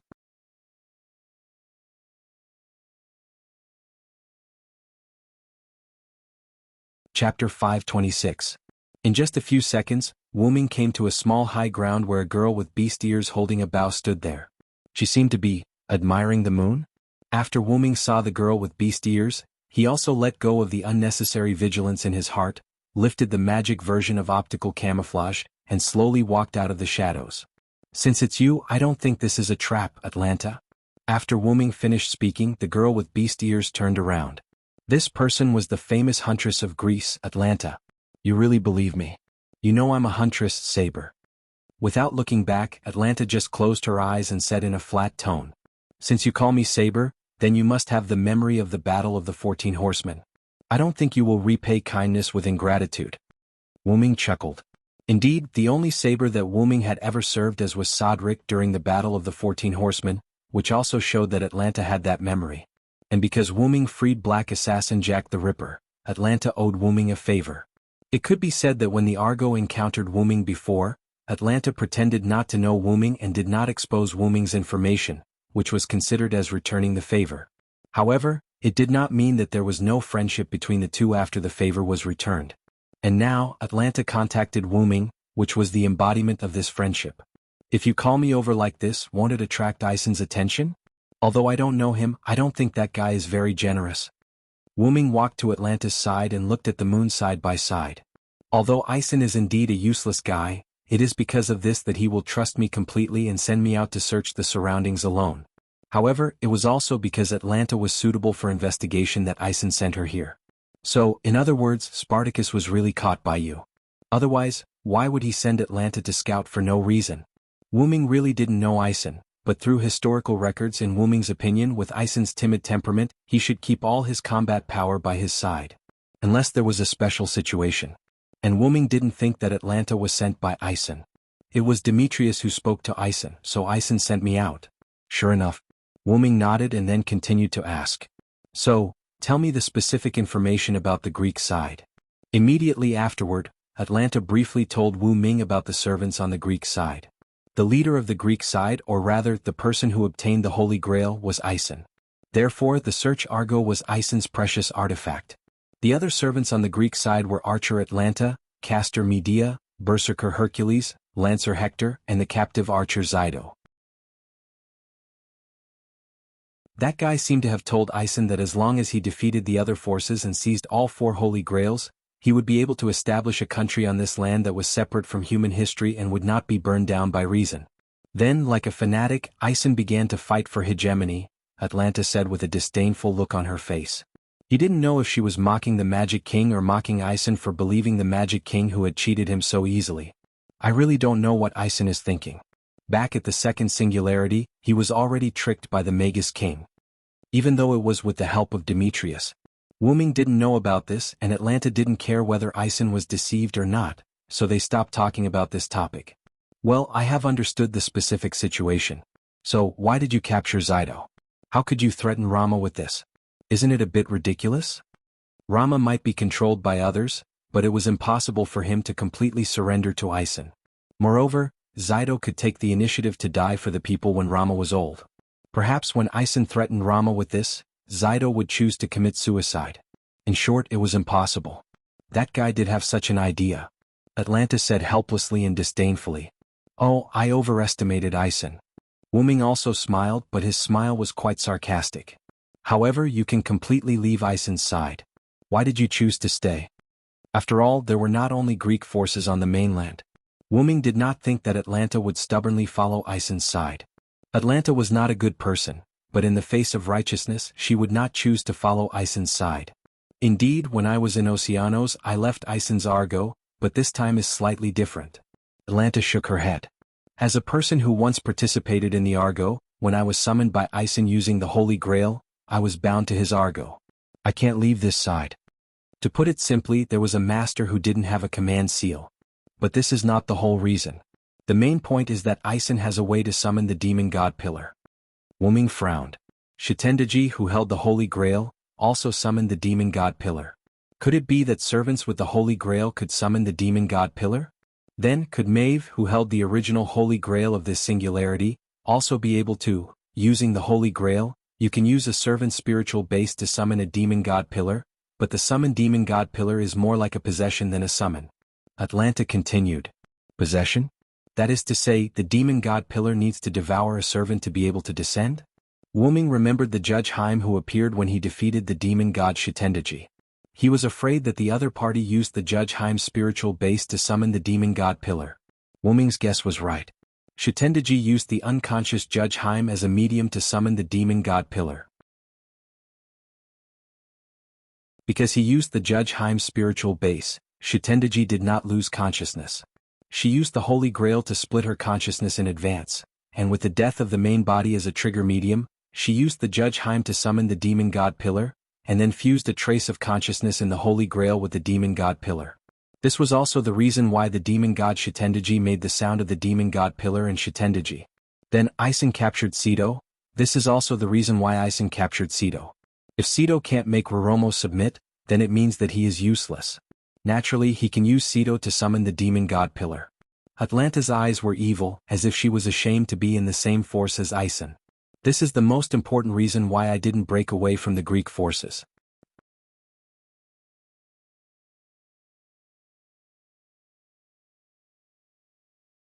Chapter 527. Compared to breaking away from Greece, isn't it more suitable for you to lurk as an undercover agent? Wuming said for Atlanta. Atlanta nodded and then continued. Because I don't know how to be an undercover agent, I can be regarded as working for Ison wholeheartedly during this time, whether it's capturing Cedo or obeying orders to kill other servants. That was also the reason why Atlanta did not hesitate to place a noble phantasm on Wuming. Since the Argo was destroyed by your shot, Ison has been keeping the Argo in Chicago for the past few days and embedded the Holy Grail in it. With Demetrius' help, the Argo has become a grade A+ noble phantasm. It's more than enough to withstand the attack of a grade A noble phantasm. Wuming smiled when he heard this. He was afraid that Ison was frightened by Wuming's shot, so he installed the Holy Grail directly on the Argo. However, because the Holy Grail was transferred from Chicago to the Argo, the Dragon Teeth soldiers could not be automatically mass-produced. These days the Dragon Teeth soldiers were made by Demetrius herself. Not only the quality but also the quantity has decreased a lot. In several battles with Rome, we can be said to be at a disadvantage. Wuming suddenly realized that the Holy Grail still had a lot of drawbacks. It could not mass-produce soldiers on the Argo. But because of this, Ison let me, Hector, and Hercules go to the battlefield together. We killed Julius Caesar and Cleopatra. At present there are not many Roman servants left. Hearing this, Wuming's eyes lit up. This can be regarded as reducing the burden on us. Immediately afterward, Wuming told Atlanta about their plan to unite the three parties. I didn't expect you to be able to do this. Atlanta looked at Wuming deeply. Becoming the king of the Celts, destroying the Japanese forces, joining the American forces, and attacking Greece and Rome with the lone servant forces led by Master Chaldea. This really shocked Atlanta. If everything goes well, I'm afraid this singularity will be the fastest to solve among these singularities, Atlanta said thoughtfully. Atlanta herself had appeared at the second singularity before, so she naturally knew how quickly Gadazzi had saved the singularity. Based on this, he speculated that the other singularities should be similar. Indeed. Counting from the time Li Xiang and the others entered this singularity, I'm afraid it hasn't even been a week. Although Wuming did not know how long it took Gadazzi to solve the previous singularities, Roman had told Wuming that it had been more than half a year since the anthropogenic fever. In other words, on average, it would take more than a month and a half to deal with a singularity. If all went well, Gadazzi would be able to resolve the singularity in less than a week. That was quite fast. While Wuming was thinking, Atalanta paused and spoke. By the way, is it okay to tell me about your chances? Atlanta meant nothing more than, in case I'm a spy and deceived you, or, accidentally leak your information. However, Wuming chuckled and shook his head. It doesn't matter even if you are exposed. After all, our plan is considered an open conspiracy. Gadazzi and the others' first team went to Rome. They did not expect to eradicate Rome, but it was enough to hold them back. Wuming and the others' second team would attack the Greek forces head-on. Before the attack, the Greek side would definitely notice something, so it did not matter if they were exposed or not. What's more, I don't think Atlanta is that kind of person. I believe that Atlanta, who loves children, no matter how her appearance changes, her inner heart is incomparably beautiful. With that said, Wuming reached out and touched Atlanta's beast ears.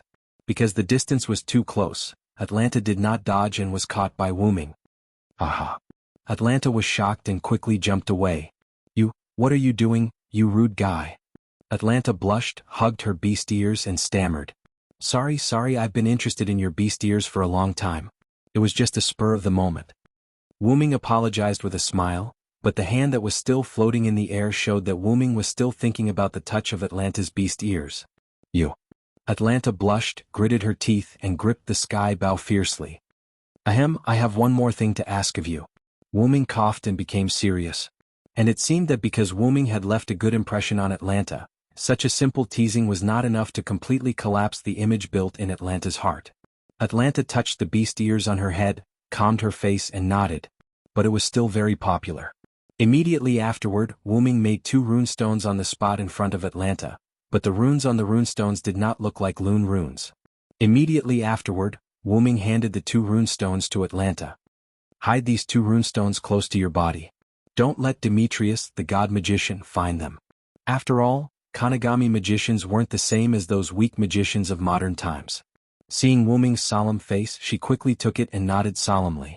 Then, because of the physical contact when she took the runestones, Atlanta blushed again. Even the night could not cover it. After all, there was moonlight. And with a pretentious serious expression, Atlanta was very cute at the moment. However, Wu Ming also knew that it was business, so he did not tease Atlanta anymore. When Ison wants to use the Holy Grail to summon the demon god pillar, just pour your mana into these 2 runic stones. If possible, the closer you are to the Holy Grail, the better. Of course, I won't force you. Wu Ming instructed in a joking manner. I know. If there is nothing else, I will leave first. After Wu Ming nodded, Atlanta took 2 steps, but for some reason she stopped again. By the way, Demetrius may have become the master of Spartacus. You know his noble phantasm. That self-explosion is not a joke. After all, Wu Ming and Atlanta both had memories of the battle between the 14 knights. Naturally, they remembered the power of Spartacus' noble phantasm during the battle between the 14 knights. Are you concerned about me? Why don't you let me touch your beast ears again? Wu Ming smiled mischievously. Atlanta's face turned red in an instant, and she quickly left here. After Atlanta left, Wu Ming's mischievous smile disappeared. Looking at the gradually rising moon, Wu Ming always felt uneasy. At this time, Wu Ming found that something was wrong. The sky is not normal.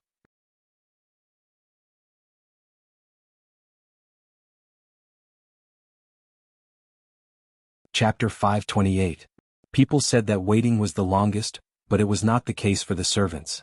After putting away the communication device with Edison, Wu Ming went to the window and looked at the moon. At that moment, the moon had reached the western sky. It should be 2 or 3 o'clock in the morning. Edison told me that they have met up with Tachika and the others and set off for Rome. Wu Ming said to the shadow behind him. Rama and Achilles came out from the shadow. Finally, it's going to start fighting. It's very uncomfortable to be here all the time. Achilles bit the bristle grass that he found from God knows where. I'm just as upset as you are. As long as I think about fighting side by side with the Celtic servants, my heart is extremely irritated. Rama put one hand on the eternal blade on his waist, and the other hand clenched his fist. Wu Ming knew what Rama meant. The enemy who imprisoned his wife was now going to rescue his wife with the enemy. Rama's heart must be quite restless. After all, Rama and Wu Ming had reconciled, but he did not reconcile with the other Celtic servants. It could be said that if it were not for Wu Ming's repeated advice and a hint of pleading, Rama, the childish king, would definitely not agree. This time I'm giving you face. Remember this, Humph. Rama snorted and turned his head. I think you're doing this for the sake of saving your wife. Of course, that sentence could only be thought. Wu Ming did not dare to say it out loud. Otherwise, who knew what kind of trouble this young king would cause? So, when will the Celtic servants arrive here? Achilles asked. Wu Ming smiled slightly. They have arrived. The moon was covered by clouds and the earth fell into darkness. On the eastern plains outside Chicago, a large shadow moved toward Chicago with the help of the darkness. Atlanta stood on the city wall, her eyes focused. Even the moonless night could not cover the sharp eyes of the huntress. Celtic people? Atlanta said softly as if deep in thought. She then jumped, left the city wall and returned to the city of Chicago. Without a doubt, she had gone to inform Ison. It's time for me to come out. Defending the city is my specialty. After Atlanta left, a middle-aged man carrying a javelin that was much longer than an ordinary javelin walked to the city wall. Gradually, a gust of wind blew, and the dark clouds in the sky that were blocking the moon were blown away. The moonlight illuminated the land. Countless soldiers with the same face advanced towards the city of Chicago in an orderly manner. Even Hector couldn't tell how many soldiers they had. The only 2 things that stood out from the rest were the 3 servants with weapons in their hands at the front of the army and the luxurious ox cart pulled by 2 divine bulls in the middle of the army. I didn't expect Queen Maeve to personally come to the battlefield. Hector scratched the back of his head, seemingly feeling helpless about the situation. Even though Greece had always been at war with Rome, it did not mean that they had never fought with the Celts. In fact, what Wu Ming didn't know was that whether it was the Celts, Greeks or Romans, they had killed or injured each other. However, because it was only a battle between a single servant, the information was not circulated. Of course, from a general point of view, some information that was not so secret was still known. For example, the leader of the Celts was Maeve, because she never deliberately hid herself and even publicized it. Therefore, Hector concluded that Maeve must be sitting in the luxurious ox cart. For a woman like Maeve who thought highly of herself, it was natural for her to do such a thing. Of course, Hector didn't know Wu Ming's information. Not to mention that Wu Ming was summoned less than a week ago, Maeve didn't deliberately publicize it. Of course, this was Wu Ming's idea. Then those two spearmen must be Celtic warriors. Ah, how valiant. They didn't let a single dragon Fangs go and quickly ambushed here. I wouldn't do something like that.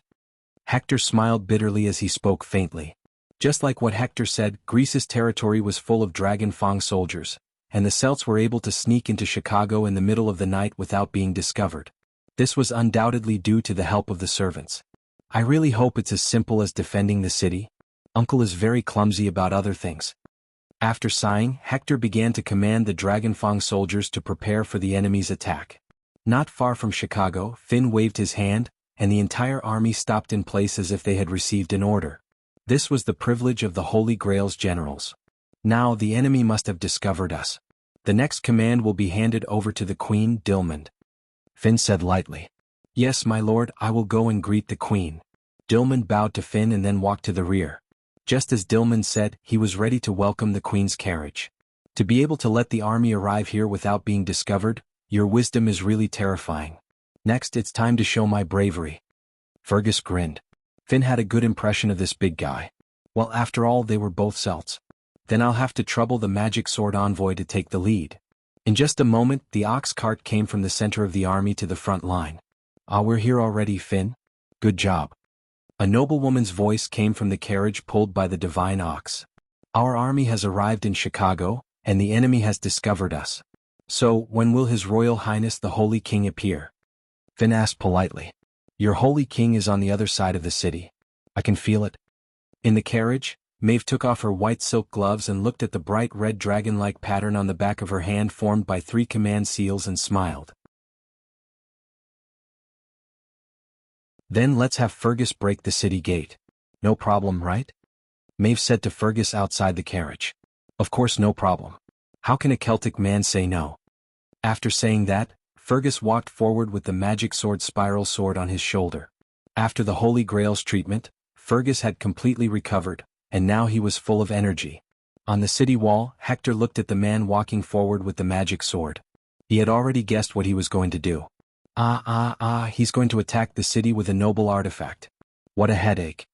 Then, when Hector noticed that Fergus' noble artifact was getting brighter and the magic power was getting thicker, Hector retreated. Uncle, you can't stop it. This is already a noble artifact that's comparable to a city's noble artifact. Let's escape first. Then a rainbow-colored light exploded after Hector left the city wall.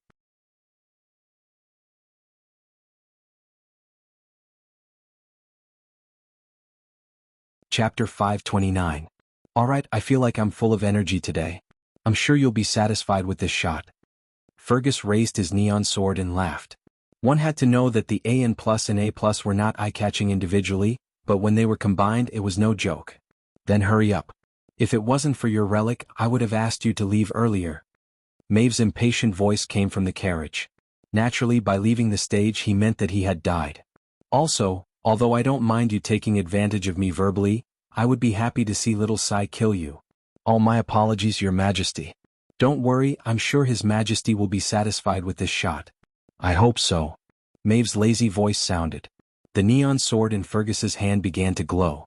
Fergus stabbed the neon sword into the ground. Khalid Balk. In an instant, a rainbow-colored light extended from the neon sword to the city walls of Chicago. Boom. In an instant, a rainbow light burst out of the ground and blasted the city walls of Chicago. Countless Dragonfang soldiers were directly destroyed and turned into dust. Those Dragonfang soldiers that were lucky enough not to be turned into dust were also scattered into small pieces of bone. Ah, this is truly spectacular. Fergus laughed heartily as he raised the rainbow sword. It had to be said that Fergus was really full of energy. After releasing the relic that doubled his power, he was still in high spirits. Finn and Dilmund watched this scene calmly. After all, this scene was nothing to them. Maeve, who was sitting in her beloved chariot, nodded in satisfaction. Then she gave an order. Everyone attack. At this moment, an irrational roar was heard. Asterisk asterisk asterisk asterisk asterisk asterisk asterisk asterisk.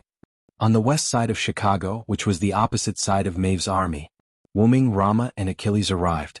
When the three of them arrived, they saw the explosion on the east side of Chicago. That's the demonic sword envoy's precious artifact, Rama said. The person who understands a person the best is not his friend but his opponent.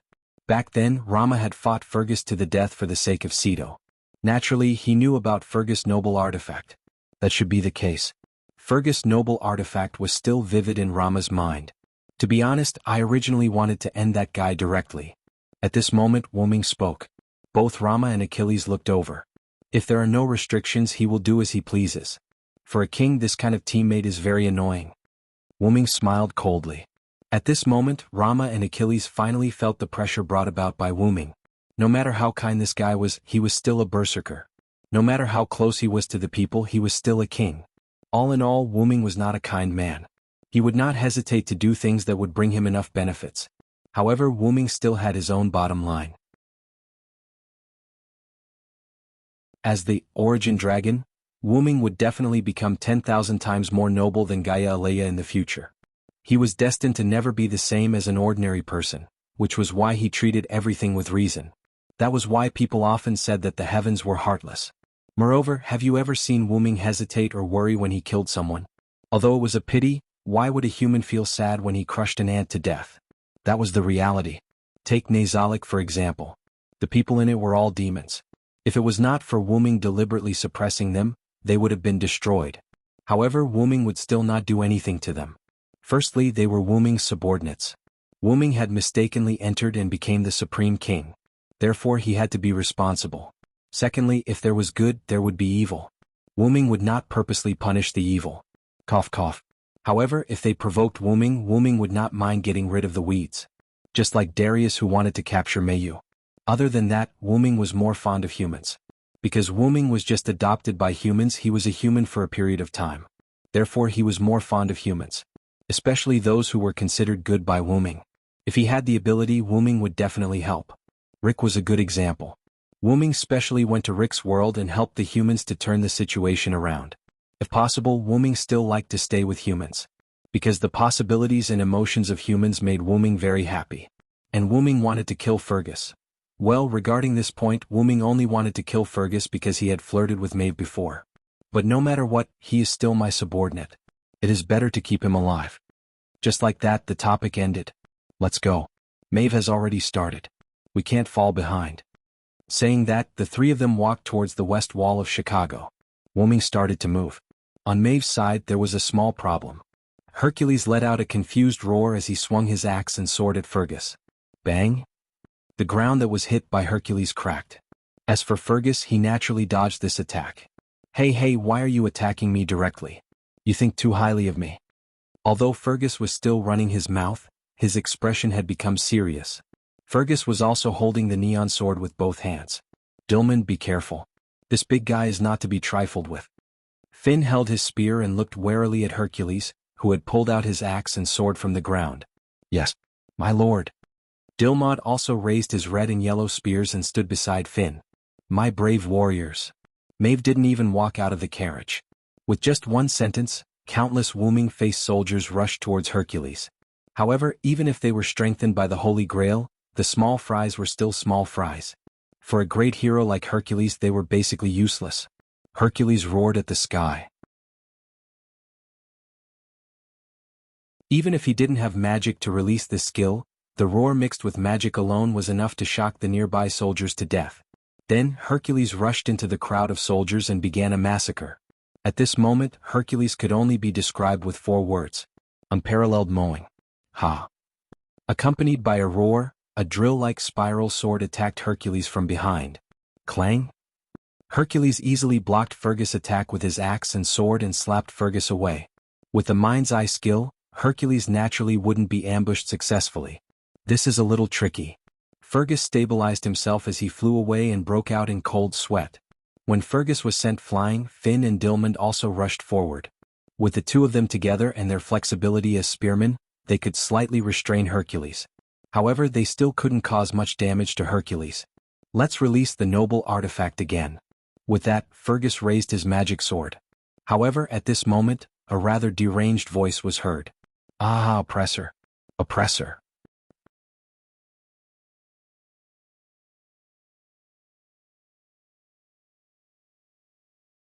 Chapter 530. In the west of Chicago, because Maeve was attracting attention in the east of Chicago, Wu Ming's side was relatively smooth. Nay dash, Achilles stopped his chariot, and the 3 immortal horses that pulled the chariot snorted. On the city wall there was no one, all of them were Dragon Fang soldiers. Now these Dragon Fang soldiers had all fallen to the ground and turned into ashes. Even my chariot can't stop them. Sure enough, the small fries are not interesting. There was no doubt that these were all done by Achilles, who had just stopped the chariot. Besides, Achilles also descended as a rider. Achilles' chariot was still too strong for these Dragon Fang soldiers, or rather, the Dragon Fang soldiers were too weak. What's more, these Dragon Fang soldiers were likely to be made by Demetrius, not the enhanced version of the Dragon Fang soldiers mass-produced by the Holy Grail. Immediately afterward, Wu Ming and Rama got off the chariot. The two finally experienced the thrill of racing an ancient chariot. At this time, an arrow emitting turquoise magic power shot over. Bang dash, Rama held the indestructible blade and deflected the arrow with A-level strength. The 3 of them looked at the roof of the house not far away, and Atalanta was aiming her bow here. That is, big sister. Achilles' expression darkened. After all, when he was in the 14th Rider, he had a good relationship with Atalanta, and Achilles didn't really want to attack Atalanta. Oh really, why are there so many people tonight? I don't have the energy to entertain you all. A voice that was more boring than Roman came. Hector, carrying his long javelin, appeared from the shadows of the city. Hector. This was Achilles' second surprise after Atalanta. He didn't expect it to be someone related to him. In the famous Trojan War, Hector's defense was invincible, and the enemy was defeated. The Trojan side was not far from victory. After that, Achilles went to the battlefield to fight Hector one-on-one. Although Hector broke his immortality, Hector still lost. As a result, the Trojan side gradually lost. It could be said that if there was no Achilles, Hector would not die, and he would not fall into the Trojan horse trap, and the Trojan side would probably win. But there were no ifs, and now the 2 old rivals of the Trojan War were reunited here. Isn't this Achilles? I didn't think that we would become enemies again. Sure enough, the Holy Grail is really a magical thing. Hector didn't think that he would be able to see Achilles, and he was also shocked. I'll deal with this guy. Achilles said to Wu Ming and Rama rider, riding on his meteor chariot. Said chariot, but said chariot, said chariot, said chariot, said chariot, said chariot, said chariot, said chariot, he said chariot, and said he said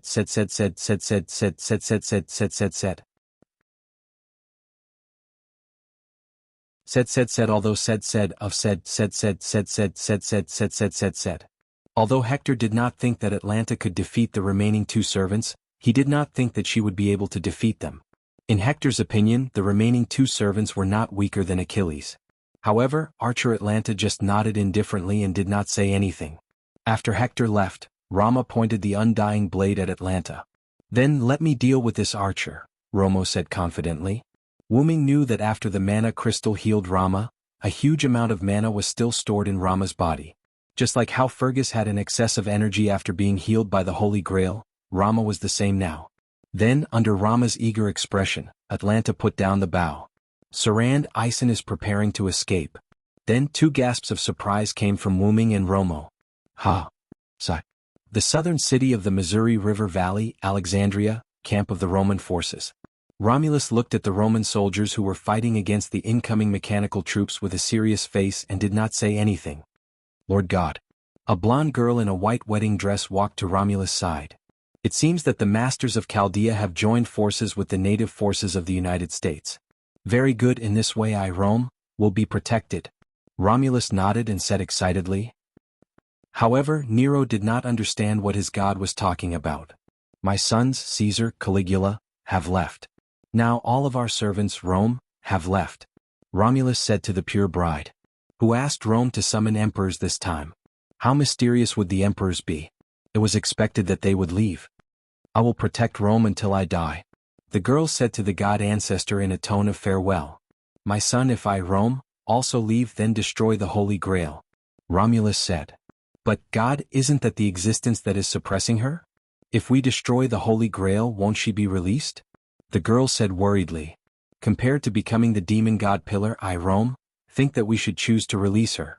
As he said that, Romulus put his hand on the girl's head. If Rome I is gone, there is no need to stop her. Moreover, she is also on our side, my son Nero. I understand, Lord God.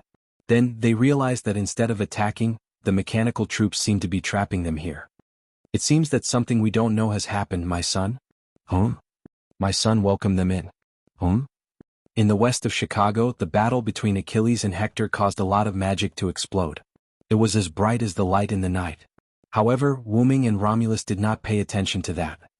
In short, that archer is actually on our side. Romulus looked at Atlanta, who left, and asked Wu Ming rather unhappily. You wanted to fight for a long time. In the end, he finally met an enemy that he thought he could fight, but it turned out to be a spy on his side. In short, it's a good thing to subdue the enemy without fighting.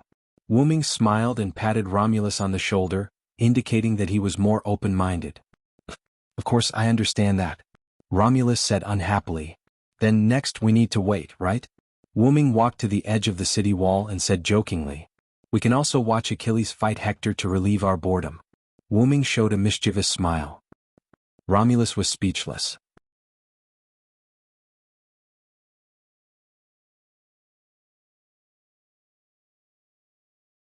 Chapter 531. Oppressor. Spartacus laughed wildly and used his seemingly ordinary iron sword to madly charge into the crowd of soldiers. At this moment, Maeve had already retreated to the back of the soldiers, or it should be said that the soldiers were constantly moving forward. Maeve, who hadn't moved, fell behind the soldiers. If one paid close attention, they would discover that Spartacus was advancing towards Maeve. If Wu Ming was here, it wouldn't be strange. After all, Spartacus liked to attack the so-called oppressors that he spoke of the most. In other words, it was normal for him to attack Maeve. I can't let you pass, Berserker.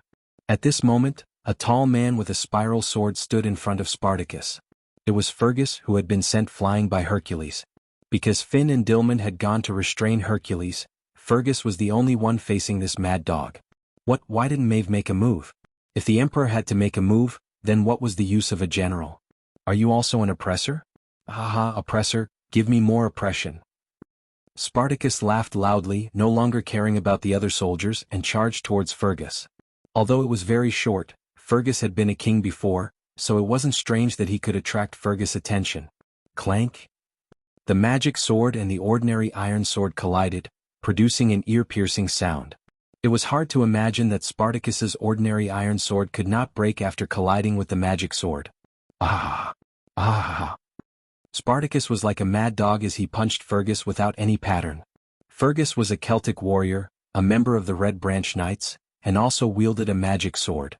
Naturally, he wouldn't be at a disadvantage in a fight against the leader of the rebels, Spartacus. If one only looked at his appearance, Spartacus was about to be killed by Fergus. However, Fergus discovered that even if Spartacus' body was seriously injured, this berserker was getting more spirited as he fought. No, it should be said that, the more injured he gets, the more spirited he gets. Tiske, I hate this kind of guy with super high durability. Fergus was rather unhappy. Spartacus' body was already injured. His right arm was almost detached from his body, and there was a big hole in his abdomen and heart by the neon sword. There were many half-meter-long wounds on his body, and even half of his head was smashed in. The wounds on Spartacus' head and heart were the wounds.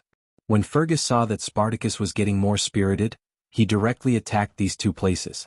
However, Fergus didn't affect Spartacus. Fergus even noticed that Spartacus's wounds were healing, and Spartacus mutated? Spartacus, whose body had begun to change, gradually blocked Fergus' attacks and began to counterattack.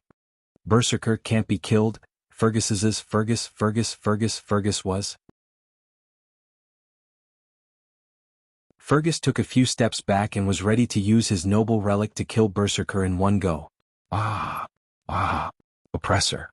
Come, give me even more pressure. However, Spartacus didn't give Fergus a chance. He was really like a mad dog entangling with Fergus. In the face of a berserker like Spartacus, who had so many crazy skills, pure magic and physical attacks were basically useless against Spartacus. This was all thanks to Spartacus' noble phantasm and skills. The glory of being abused. B+ when the magician healed Spartacus, the amount of magic consumed was a quarter of the original amount. The more serious the attack, the more spirited Spartacus was until he brought out all his hidden strength. After a certain period of time, the injuries would be gradually healed. Unyielding will, no matter what kind of pain and despair he faced, he would not give in.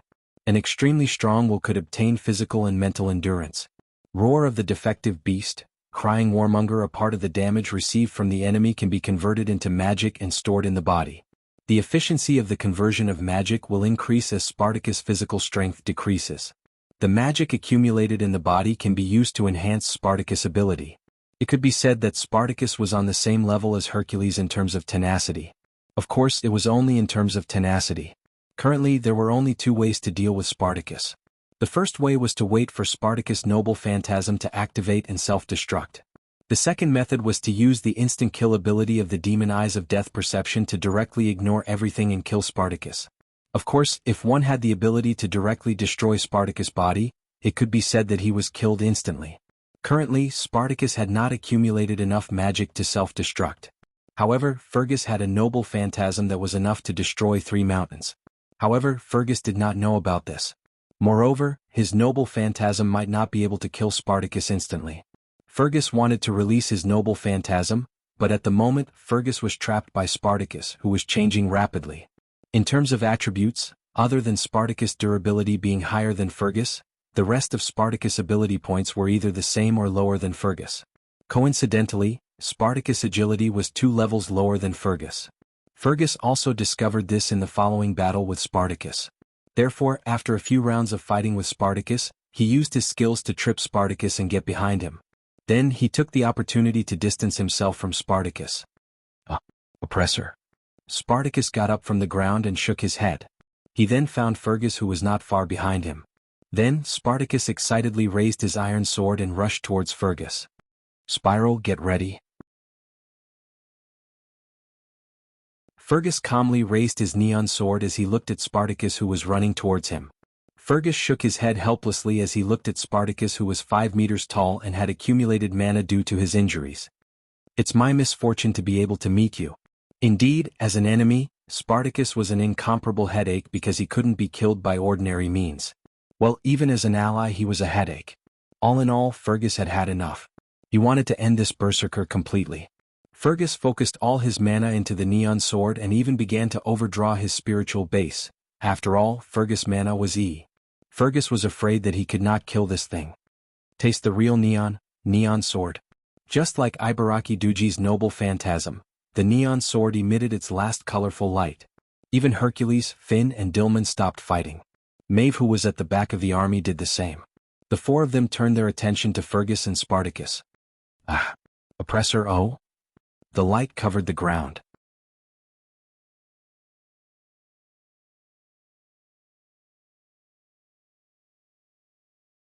Chapter 532. Boom. The sound of a nuclear explosion came from the east of Chicago, and the storm raged. Wuming and Rama both stabilized their bodies and squinted at the scene filled with sand and dust. After Atlanta left, Wuming and Rama did not really go to watch the classic duel between Achilles and Hector. Instead, they ran along the edge of Chicago toward the Celtic army in the east of the city. In the end, before they could even reach the Celtic army, a violent explosion occurred. The power of the explosion was so great that it even completely destroyed the east wall of Chicago, giving people the feeling that there were no walls in the east of Chicago. Of course, whether it was Denver, Alexandria, or Chicago, there were no such things like ancient walls. All of them were built by various forces during this period of time. Wuming and Rama looked at each other, and the two quickly ran forward. Because of the strong hurricane caused by the big explosion, there was basically no sand and dust around, so the scene could be said to be clear to Wuming and Rama at a glance. In front of the two of them was a huge crater of nearly 100 square kilometers, but because it was too big they could only estimate, but it was definitely more than 50 square kilometers. The depth of the crater was needless to say. The distance between the deepest part of the crater and the ground was about 50 meters, and maybe it was even deeper.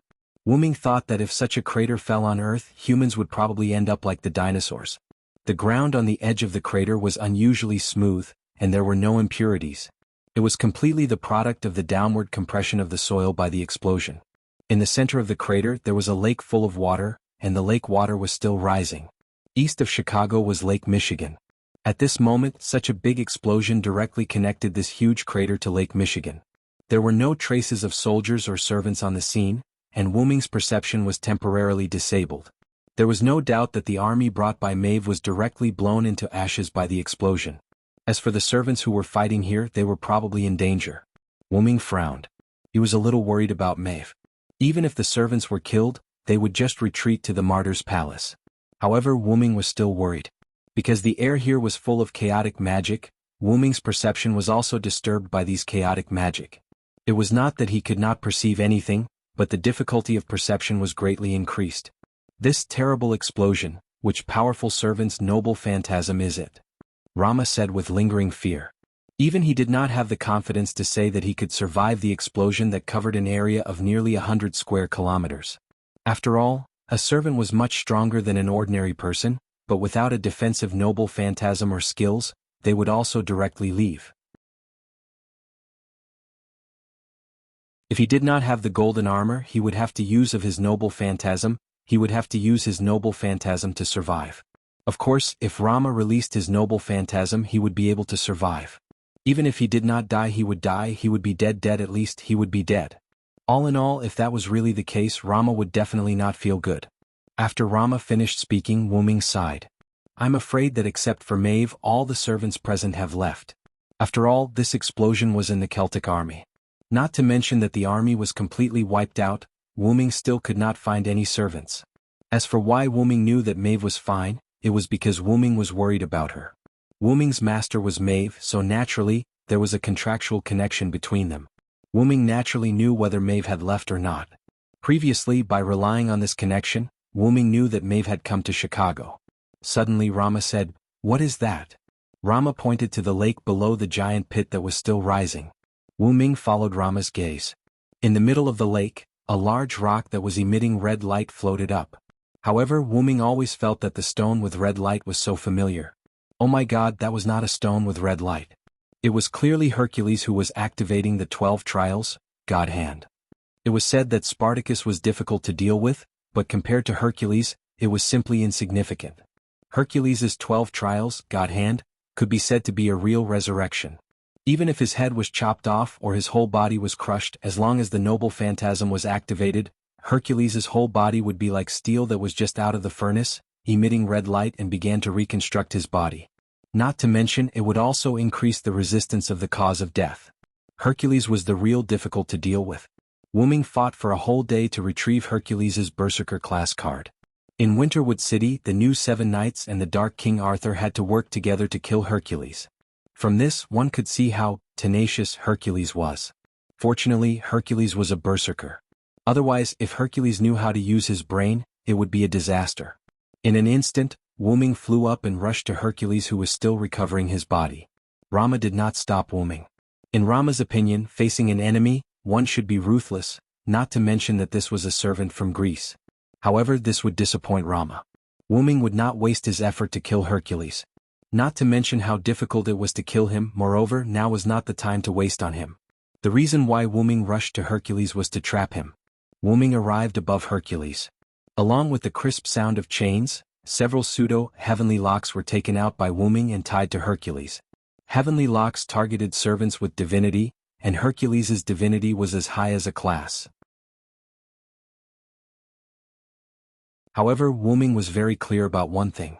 Even if heavenly locks could only trap Hercules for a short time, heavenly locks were only able to suppress Hercules. The stronger the divinity, the tighter the heavenly locks would be. However, Hercules's strength was as high as A+. In Wu Ming's opinion, Hercules was fully capable of breaking the heavenly locks. In that case, let alone these pseudo-heavenly locks. However, Wu Ming was only holding on to the idea of stalling for time. Subsequently, Wu Ming took out a lot of pseudo-heavenly locks that were stored in his noble phantasm. He only left one pseudo-heavenly lock and tied the rest to Hercules. In this case, it would take a long time to use only his strength. Wu Ming looked at the chain mummy in front of him and nodded as if he was very satisfied with his work of art. Subsequently, Wu Ming buried Hercules in the huge pit, which could be said to be the bottom of the lake. After that, Wu Ming and Rama looked for Maeve. Well, first of all, they had to ignore Rama's gaze.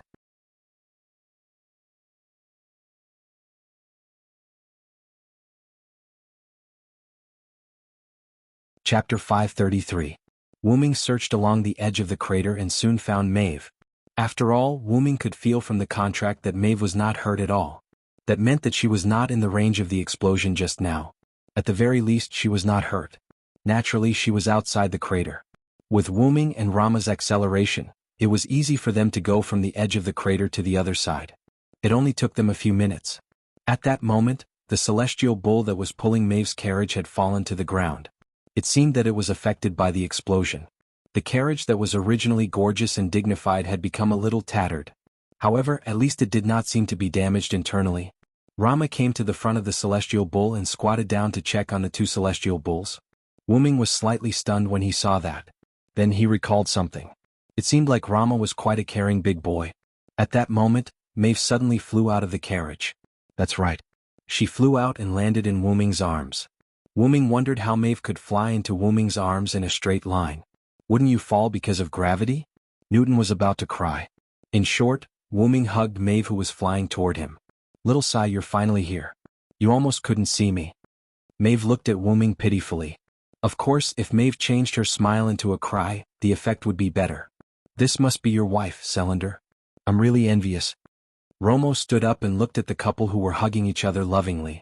He was filled with emotion. Rama was naturally envious of the couple who could be together. It was unlike him and Sito, who could not see each other because of the curse. However, Wuming was very helpless. How could you tell that this was a loving hug? It was obviously my Fu who suddenly flew out and I subconsciously hugged her, okay? However, since he had accepted Maeve, a hug was nothing. Asterisk cough cough asterisk. Speaking of which, Maeve, what's going on here? Wuming asked. On the other hand, Rama was all ears. After all, such a huge explosion was very attractive. This is what happened. Maeve began to tell the story. After Fergus broke the city gate, Hector left while Hercules appeared. Finn and Dilmaud held Hercules back. However, Spartacus appeared and Fergus and Spartacus went against each other. Maeve, of course, was to watch the battle. Following that, there was no progress in the battle between Hercules, Finn, and Dilmaud. It was just a back-and-forth exchange of blows. Although Finn and Dilmaud couldn't defeat Hercules in a one-on-one fight, the two of them were able to fight Hercules to a draw for the time being. As for the battle between Fergus and Spartacus, it was a one-sided battle. Wuming felt that something was wrong. He knew the effect of Spartacus' noble phantasm. Soon after, Fergus saw that Spartacus was getting more and more spirited as he fought. Spartacus had transformed into a 5-meter-tall monster. Moreover, he was still transforming into a monster. Fergus decided to activate his relic immediately. Then Spartacus exploded. Wuming shook his head bitterly. As expected, nothing good ever came out of this guy's capture. Rama tilted his head awkwardly. It was his fault. However, the young Rama king would never admit his mistake. Asterisk cough cough asterisk. As Maeve was the furthest away and had the protection of the ox cart, she was not hurt. However, the two divine bulls were in trouble. These two divine bulls were not Achilles' immortal horses. Now all their bones were broken and they were about to leave the stage. Fortunately, it was a noble phantasm, so they did not have to worry too much about it. After Wuming and Rama arrived, Maeve removed the noble phantasm. The divine bulls and the ox cart turned into mana particles and disappeared. Is Berserker's noble phantasm that powerful? Rama asked. It was normal for a powerful heroic spirit to have a powerful noble phantasm. However, Spartacus was just a rebellious gladiator. To put it bluntly, he was just a rebellious slave. Moreover, he was a slave who did not succeed in his rebellion and was quickly executed. No matter how one looked at it, such a person should not have such a powerful noble phantasm. He might be an exception. However, I've seen his noble phantasm before. Even if it exploded, it wouldn't be this powerful. Wuming put Maeve down from his arms, ignoring her dissatisfied expression. Then Wuming looked at the lake behind him that was about to be filled. However, with Master's 3 command incantations and Fergus' noble artifact charging Spartacus, it's not hard to imagine how much damage it could cause. Although almost 100 square kilometers was huge, if Karna and Wuming were to fight, thousands of square kilometers of land could be affected. That was also the reason why Wuming had asked Karna and Zhou to fight in the northwest part of the Cordillera Mountains. There were fewer people there and it was far away from the battlefield. Otherwise, they would be affected by the battle. Command spells? Noble phantasm charging? Rama and Maeve repeated Wuming's words. That's right. Wuming nodded his head. Spartacus' noble phantasm, Crashing Warmonger, is a permanent noble phantasm. It can convert the damage it receives into mana and store it in its body. It can increase its ability value and change its body. Finally, when the mana is full, it will self-destruct and launch a destructive impact. After explaining, Wuming paused and thought for a while. I think Demetrius must have used the command incantation to give the command to unleash the greatest power of the noble phantasm 3 times. It strengthens Spartacus' noble phantasm. In addition to Fergus' continuous attacks and the overcharging of Spartacus' noble phantasm, it caused Spartacus to reach the critical point and self-destruct before it could transform into a monster. Rama and Maeve thought for a while and realized that this was the most suitable explanation for the current situation.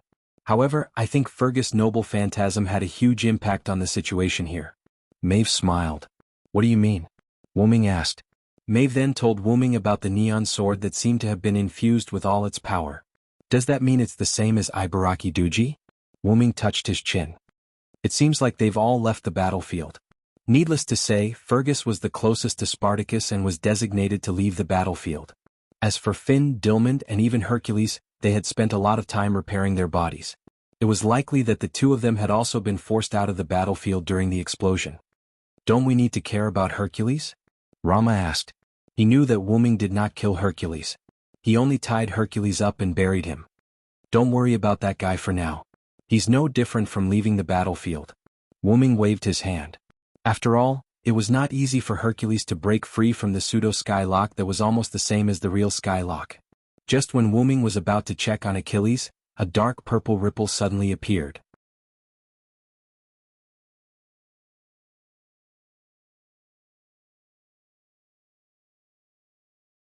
Chapter 534. The portal has been activated? Wuming was shocked. That's right, this was Wuming's portal. There's no time to explain. Come in quickly. Wuming said as he rushed into the portal. That's right, he rushed in. It was obvious how anxious Wuming was. Romo seemed to have thought of something and quickly rushed in as well. Maeve looked at the 2 of them rushing in. She blinked her eyes and walked in gracefully. Then the portal closed. After passing through the portal and arriving on the other side, Maeve found herself in the belly of a ship. Then a rather strange scene appeared before Maeve's eyes. Wuming was holding the Holy Grail in one hand and a spear in the other. He placed the spear on the neck of a yellow-haired guy whose face was pale with fright. Next to the yellow-haired guy was a girl with pinkish-purple hair. She was holding a magic wand with a nervous expression. The beast-eared girl with green hair was aiming an arrow at the girl's head. If the girl with the magic wand made any strange movements, Maeve believed that the beast-eared girl's arrow would definitely pierce through her head. Behind Wuming was Romo. However, at this moment, Romo was holding a girl who looked almost exactly like him. Rama's face was filled with nervousness as he kept calling out names like, Sito, Sito. However, from the looks of it, Romo seemed to be unable to see the girl at all. He was like a blind person who could only rely on touch. However, from the looks of it, there seemed to be a problem with Romo's perception. Although on the surface Romo could accurately touch Sito, at this moment Romo gave off the feeling that he was touching air.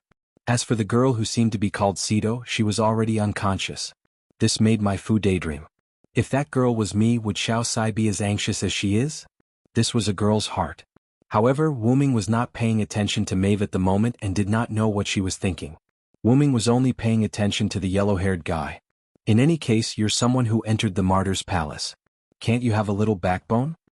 With that, Wuming rubbed the tip of his spear on Aisen's neck. However, Wuming's result was Aisen's howl. Squeak squeak. Aisen's face turned pale and his hands were still trembling. Don't kill me? Aisen said in a trembling voice. Looking at Aisen in such a state, Medea, or Lily looked at Aisen with worry and disappointment. Sir Aisen. After seeing such a traitorous witch, Wuming finally understood why Medea, who was abandoned by Aisen, would choose to follow him again. Because Medea was in the form of a girl's dream of a girl. Wuming shook his head. A guy like that was not worth his time. However, Wuming still did not lower the tip of his spear from Aisen's neck. Then Wuming turned to look at Rama. Rama, can't you sense Sito? Wuming frowned. Although he had learned about the so-called curse from Rama, he did not expect the curse to be so powerful. Now, not to mention not being able to see, even the contact between the 2 of them and even their own perception had become erroneous. This curse of never being together was not just for show. He did not know how a female monkey could place such a curse on Rama and Sito. That's right. Even if Sito and I were to hug each other, we would not be able to see or sense each other. Rama no longer referred to himself as you. At this moment, Rama was like a person who was chasing after hope. In the end, he realized that the hope was despair. Once Sito and I get too close, one of our powers and presence will gradually fade until they leave. Tears rolled down Rama's cheeks. As for which party would disappear, there was no doubt that it would be the weaker party. Wuming recalled the scene when he came back through the portal released by Atlanta. At that time, Sito was not restrained by any chains. However, there was no guarantee that Medea's magic did not restrict her. However, even so, Sito could not stand up at that time as if she was severely injured. At that time, Wuming sensed that Sito's magic power was insufficient, or rather, it was severely lacking. At this moment, looking at the many injuries on Sito's body, as well as the faintly discernible signs of his spirit base disappearing, how could Wu Ming not know what was going on? From being imprisoned on Alcatraz Island to this Argo, until now, Sito had been in a state of abuse. That we did not do anything to Miss Sito. Please believe us. Lord Ison only wanted to use Miss Sito as a hostage, Medea said weakly. If that was the case, the injuries on Sito's body were caused before he was captured on Argo. It was not unreasonable. It was common for the Celts to beat people half to death when they captured them, and they did not have the habit of healing their captives. In other words, Beowulf did not know how to heal at all, and he did not realize that he should heal Sito. In short, that guy was dead. Let's not care about him. Then Wuming felt that something was wrong. Medea was the disciple of the goddess of magic Hecate. She had many healing methods, so why didn't she heal Sito? However, Medea seemed to have seen through Wuming's question and answered it in advance. Miss Sito has always refused me to heal her, and she said something like, even if I die, I don't want to be a burden to Lord Rama. As if recalling the scene when Sito said those words, Medea was a little depressed. She also wanted to sacrifice herself for the people she loved like Sito did, but Ison. While Medea was distracted, Wuming frowned in distress. However, he began to laugh bitterly in his heart. So, if the other party did not want to heal, wouldn't you forcefully heal her? How gentle are you? However, if I didn't see wrongly, Ison wanted to use Sito and the Holy Grail to summon the demon god Pillar. Wuming narrowed his eyes and looked at Ison, who was so frightened that he could not speak. When Wuming said those words, Rama instantly raised his head with anger in his eyes. Rama was slower than Wuming by a bit. When he arrived, Wuming had already seized the Holy Grail and restrained Ison and Medea with Atlanta. It was also Rama's arrival that caused the extremely weak Sito to fall into a coma. Following Wuming's instructions, Rama stumbled and found Sito through Sito's position that was left in his eyes. However, it did not work. Rama could not see Sito at all, nor could he touch Sito. However, he did not give up and kept calling out Sito's name. How could a man who loved his wife not be enraged when he found out that his wife had almost been used as a sacrifice? Bang!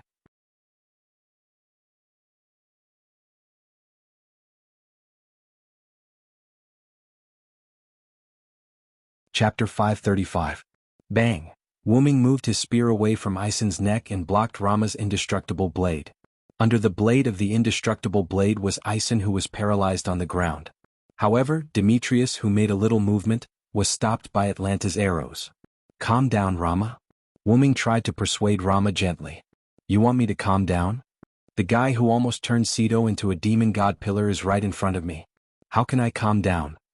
Rama's eyes were burning with flames as he stared at Ison fiercely as if he wanted to eat Ison alive. We are friends, right? So listen to my advice. Ison is still useful, so don't kill him for the time being. Otherwise, Wuming, who had already snatched the Greek Holy Grail, would have already made his move. Rama looked at Wuming and nodded. He then continued to stare at Ison fiercely. Maeve, please do me a favor. Wuming waved at Maeve, who looked like she was watching a family drama. Yes. Maeve smiled and came to Wuming's side. After that, Wuming took out a lot of healing potions from his precious artifact space. He then opened the teleportation door and let Maeve bring Sito away for the time being. After all, if Sito stayed with Rama any longer, he would disappear soon. After Wuming told Maeve about various things, Maeve carried Sito into the teleportation door. Thank you very much, Holy King. No, surrender. Rama said sincerely to Wuming. It was an eye-opener for Wuming to be able to make the proud and arrogant Rama, who often threw tantrums, apologize so sincerely. Since you are able to call me by my name, it means that we are friends, right? As he spoke, Wuming placed the Holy Grail into the golden ripple under Aisen's gaze. He then extended his hand to Rama. Although Wuming treated Rama as a friend when Reeve shook hands with Rama, he did not expect that. Yes, that's right, my friend. Then Rama and Wuming held each other's hands tightly. Then don't attack Aisen for the time being, alright? Wuming glanced at Aisen, causing Aisen to shuffle backwards in fright. After all, Aisen was currently sitting on the ground. Sure. After all, this person had saved his wife, Sidwa. Moreover, this person was also his friend. Thus, Rama would naturally listen to him. As Rama spoke, he glared at Aisen and no longer looked at him. Otherwise, the anger in his heart would not dissipate. Although Rama had promised Wuming to spare Aisen's life for the time being, he wasn't the kind of person who would forgive someone who almost sacrificed his wife. It was also because of Wuming's face. Otherwise, even if Gadatsi was here with Rama's childish temper, he would have used the indestructible blade to slash Aisen. Yes, the kind that even their own mother wouldn't be able to recognize. So, Aisen, now you are our captive. Wuming smiled and narrowed his eyes, which made Aisen and even Demetrius feel a chill. In the sky, the Argo was moving towards Alexandria. On the Argo, Aisen was controlling the Argo alone at the helm. If one didn't look at Aisen's livid face and Atlanta behind him, who was holding the heavenly bow and staring at Aisen as if he was her prey, then Aisen's situation was not that bad. Demetrius, who was originally following Aisen, was at the bow with Wuming and Rama, explaining the current situation of the Greek side. In short, after sending out Hercules, Hector and the captive Spartacus, we only have Aisen, Atlanta and me left. Wuming did not look at Demetrius. He just looked ahead as if he was experiencing the feeling of flying in a boat. As for Rama, he sat cross-legged alone on the deck behind Wuming and Demetrius with his eyes closed, as if everything had nothing to do with him until they reached their destination, Alexandria. This was Wuming's purpose. Through Aisen he drove the Argo to Gadatsi and others' gathering place, Alexandria. At this moment, only Rome was left on this continent, and it was now being restrained by Gadatsi and others. This time, the battle against Greece was also messed up because of Spartacus' self-destruction. Although Finn, Dilmund and Fergus had all left the stage, Silent Noise had taken the opportunity to imprison Hercules. She had also captured Aisen and Demetrius, so overall it was still a good outcome. As for Achilles and Hector, Wuming did not disturb them, just like he did not disturb Karna and Ajo. Now, as long as he got the Holy Grail of Rome, this singularity would be over. With that in mind, Wuming let out a long sigh as he looked at the clouds in the sky. At this moment, because Wuming and Rama did not reply, Demetrius waited there. Because waiting was boring, Demetrius would look at Aisen from time to time, but every time, she would turn her head away in an instant. She was very nervous. She should be afraid of being misunderstood by Wuming and Rama. However, how could Wuming and Rama not notice it? Ahem. I already know the specific situation.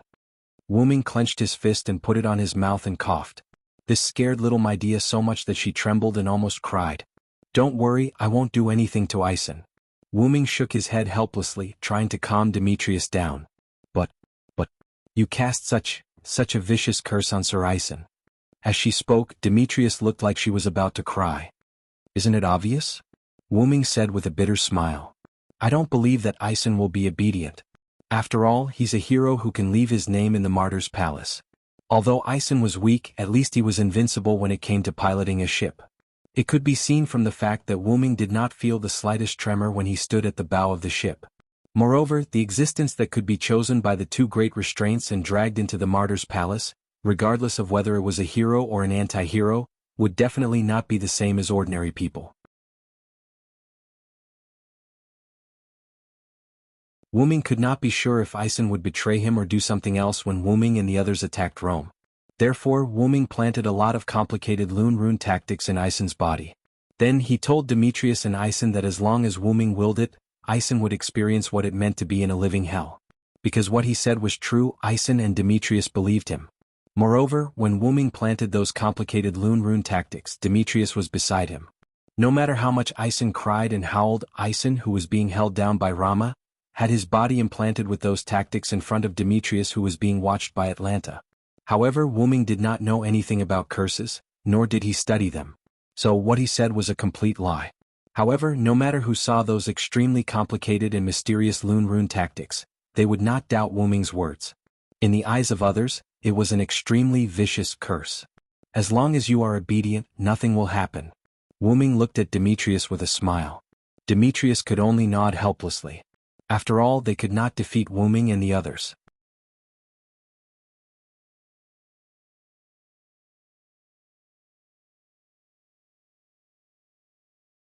Chapter 536.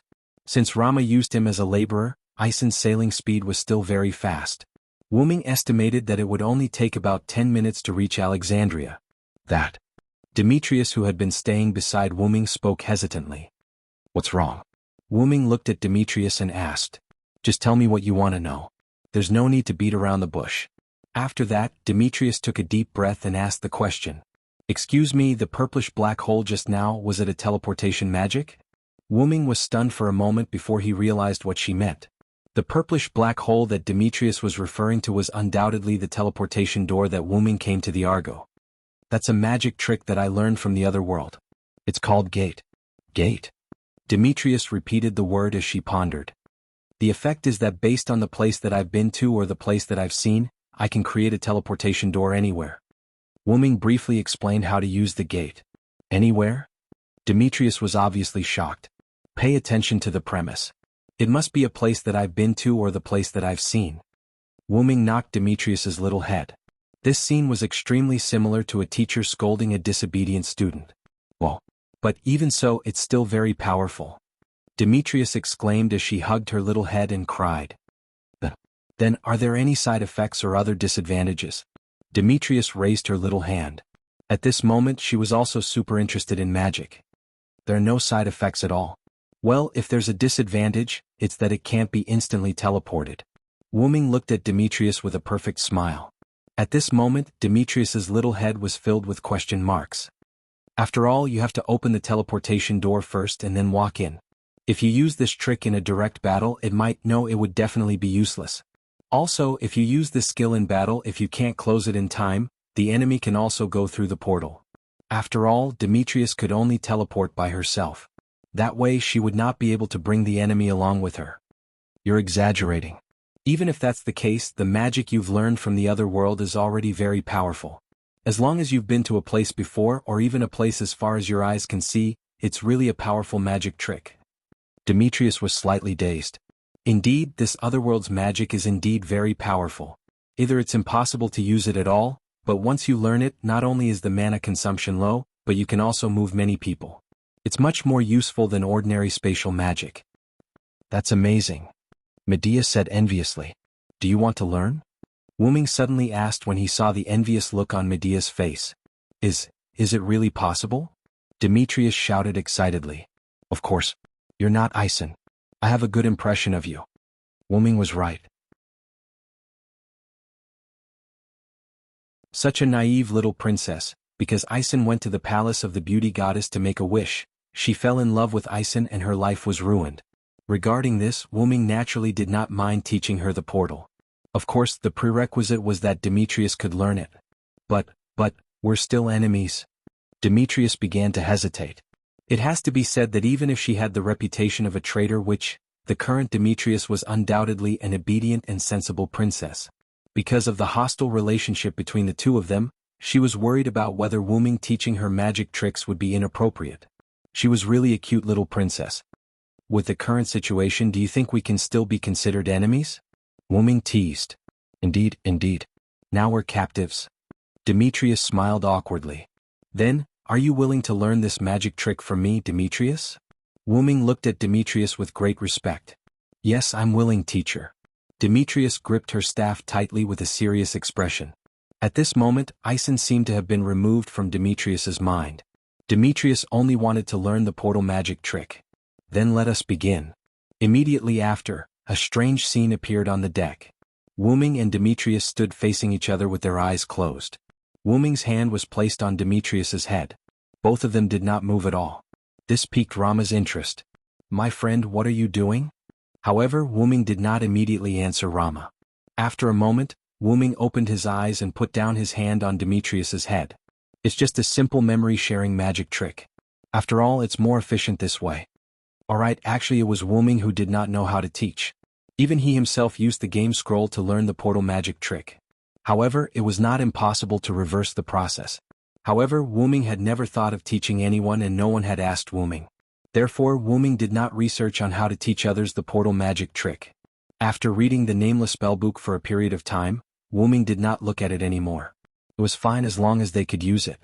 Moreover, Wu Ming did not dare to guarantee that people from other worlds could learn the magic trick of the game Yggdrasil. Wu Ming also chose to teach Demetrius this magic trick because she was a little girl who was passionate about magic. Without any ambiguity, Wu Ming and Demetrius' relationship was only that of a teacher and a student. Rama did not say anything else. After all, he did not know much about magic and was not very interested in it. Therefore, he walked to the bow of the ship and looked at the scenery. As for Wu Ming, he looked at Demetrius who still had her eyes closed. At that moment, Wu Ming's heart was filled with anticipation. Could the magic trick of the game Yggdrasil be learned by the miraculous hero spirit of this world? Wu Ming was very curious.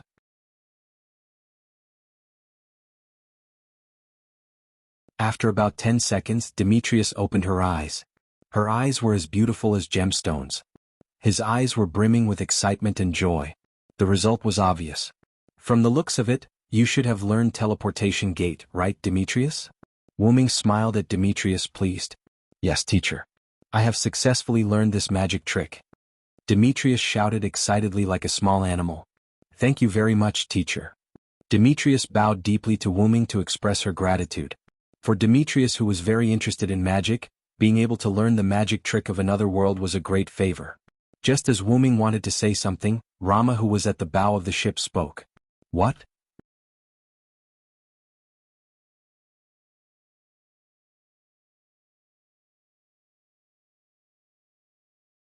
Chapter 537. My friend, come and see that? Romo said to Wu Ming while pointing in a certain direction. Wu Ming, who reacted, felt that he didn't need to look because the chilling magic power had been transmitted to him. But even so, Wu Ming continued to shift his gaze in the direction that Romo was pointing at. This place was a few kilometers north of Alexandria City. It could be said that they had not completely arrived at Alexandria City. At the location of Alexandria City, a behemoth appeared at this moment. A huge meat pillar that reached the sky, countless eyes that were constantly twisting, and a huge magic power that belonged to the demon god. Demon god pillar. Wu Ming narrowed his eyes. There was no doubt that it was the demon god pillar summoned by the Holy Grail of Rome. Could it be that Sharon and the others had forced Rome into a corner? Otherwise, why would the other party casually summon the demon god pillar? Or could it be that Rome's forces were already on the verge of collapse? If that was the case, it was not unimaginable that they would be forced to sacrifice the demon god pillar. Wu Ming pondered. But this has confirmed that Rome was indeed defeated by Greece. At this moment, the Argo suddenly stopped. Wu Ming turned to look at Ison, who was at the helm.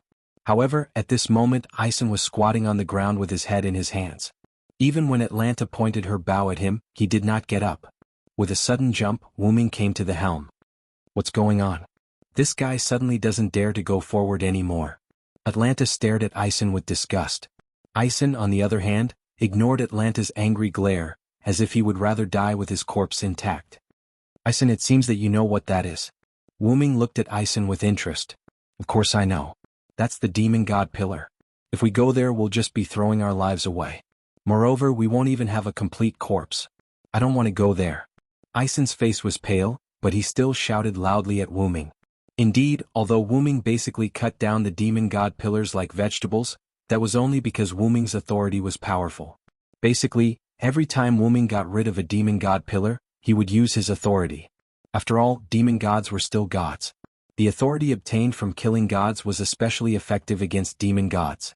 However, even if the demon god pillar was frequently destroyed by Wu Ming, it was undeniable that the demon god pillar possessed the supreme power of a demon god. It could be said that ordinary servants or even first-class servants could not defeat a demon god pillar, and the same was true for some of the top servants.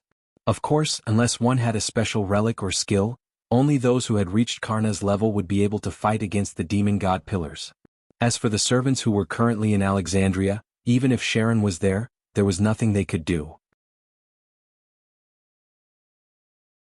Wu Ming suddenly thought of someone. If it's that vampire, he might have the power to defeat the demon god pillar. Although Pamelia was a monster and classified as an anti-hero, it was undeniable that the vampire had her own principles and restrictions. If there was a word to describe it, it would be aristocrat. If there was a word to add, it would be mysterious. After all, there was no record of such a vampire from anywhere. However, it was precisely because of this that Wuming felt that the other party had the means to deal with the demon god pillar. One must know that keeping a mysterious might not work in other worlds, but in the X-Moon world, it was a universal pass. In short, Wuming felt that the other party had that kind of ability. However, even if that was the case, Wuming could not choose not to take action. In that case, you stay here alone, we will go there ourselves. Without forcing Ison, Wuming took Atlanta away and went to meet with Romo. Before leaving, Atlanta once again stared at Ison fiercely, which scared Ison again. Without caring about Ison, Wuming found Demetrius. Since Ison is not willing to go, then Demetrius, you will send us there. Wuming said with a smile. Me. Demetrius was a little panicked. After all, at the moment, her spirit base was still that of an innocent little girl. Such a solemn task could be said to be quite difficult for her. Didn't you learn the magic I taught you? Now is the time to test you, Demetrius. Open the place where your eyes can reach. Wuming pointed to the direction of the demon god pillar. When Wuming said that, Demetrius was stunned. That's right, this is the time to test my results. Immediately afterward, under Wuming's encouraging eyes, Demetrius nodded heavily. Yes. I will work hard, teacher. Immediately afterward, Demetrius closed her eyes and began to activate the teleportation gate magic, or rather, magic. Wuming directly shared his memories and feelings of using the teleportation gate with Demetrius. Since Demetrius had confidently said that she had learned it, then she must have learned it. Wuming did not think that as a famous magician of the gods, Demetrius would deliberately deceive him because she could not learn such magic. As a result, as expected. Gate. Demetrius opened her eyes, raised her magic wand and shouted. Immediately afterward, a pinkish-purple ripple as tall as a person appeared in front of Wuming and the other two. Atlanta and Romo looked at the pinkish-purple ripple with an indescribable expression. This made Demetrius blush instantly. What? The pinkish-purple ripple filled the heart of a young girl. However, Wuming could only helplessly smile bitterly. This was really in line with Demetrius's character. Well done, Demetrius. You are indeed my disciple. After all, the necessary praise could not be lacking. Yes, thank you for your praise, teacher. After hearing her teacher's praise, Demetrius's face changed from red to normal. Although the color was a little strange, it was obvious that Demetrius had successfully released the teleportation gate. After nodding to Atlanta and Romo, the two walked into the teleportation gate. Then Wuming looked at Demetrius. If possible, I really don't want my excellent disciple to fall into the hands of that guy. That guy was undoubtedly referring to Ison. But teacher, I am deeply in love with Lord Ison now. Demetrius did not care about Wuming's words. Instead, she showed a faint smile. Forget it, as long as you are happy, my disciple. Wuming shook his head with a smile and walked into the teleportation gate. I wish you good luck, teacher. Demetrius prayed silently.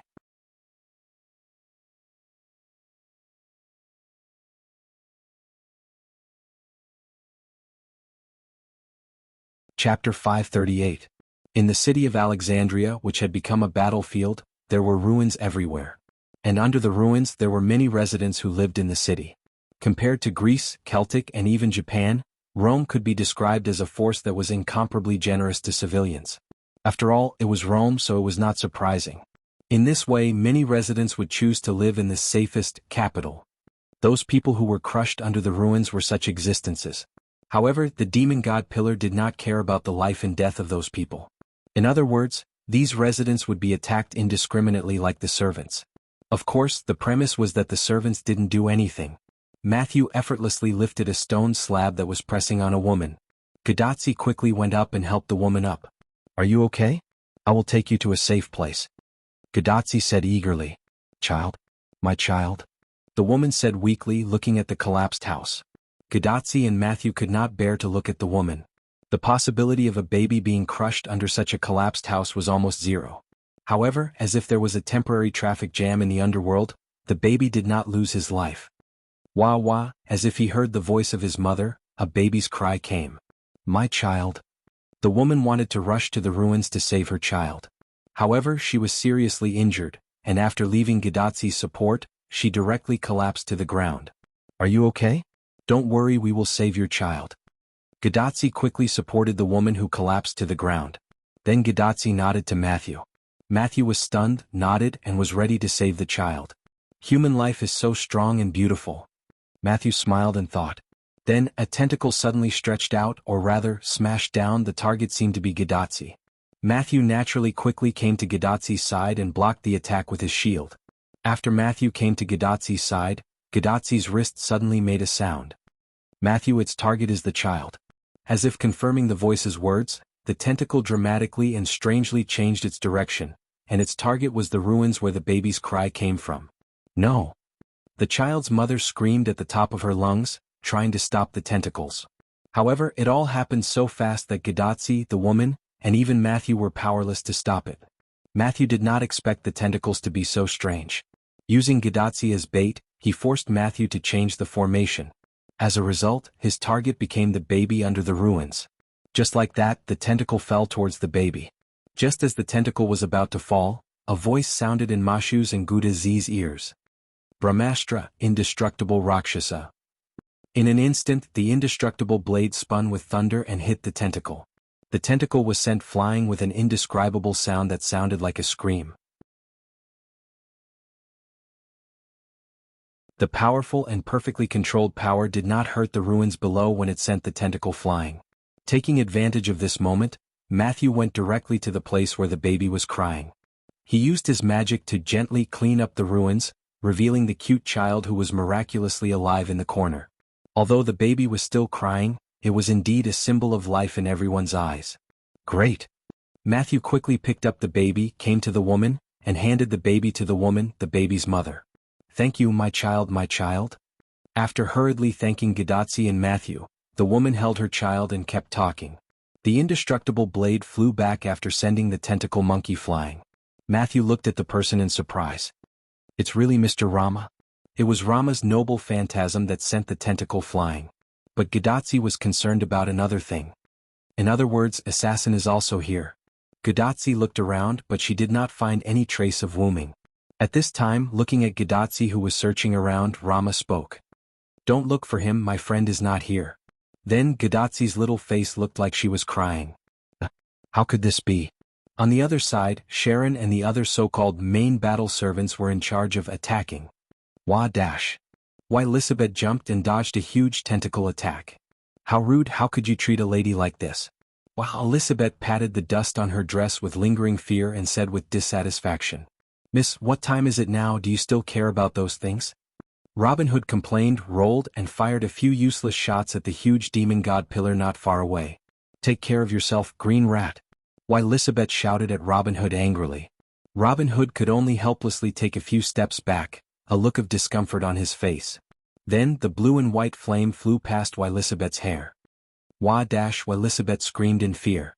Do you want to kill me? Why, Elizabeth touched her hair and looked at Kyoheim with tears in her eyes. Sure enough, your lizard is useless. Kyoheim did not answer why Elizabeth directly, but released the flame at the demon god pillar while mocking why Elizabeth. Of course, Kyoheim's attack was not very effective. Do you want to fight, fire-breathing snake? Why Elizabeth stared at Kyoheim fiercely. Come on, I'm not afraid of you. And Kyoheim also stared back at why Elizabeth. Sigh, Robin Hood sighed helplessly. This is a battlefield, young missus. The enemy is a demon god pillar. Take it easy, even if they seriously deal with the demon god pillar, it won't have any effect. Billy Boy, who suddenly appeared, pressed his hat, and his face was full of helplessness. After hearing Billy Boy's words, Robin Hood also showed a helpless smile.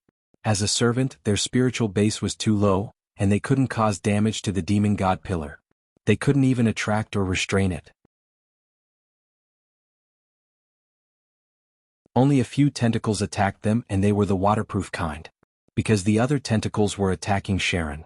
Geronimo, who was following behind Billy Boy, frowned helplessly and looked to the north. I hope the second team can complete the mission smoothly. Then they could support them. Then, Geronimo saw the lightning that represented the indestructible blade and smiled. They're coming.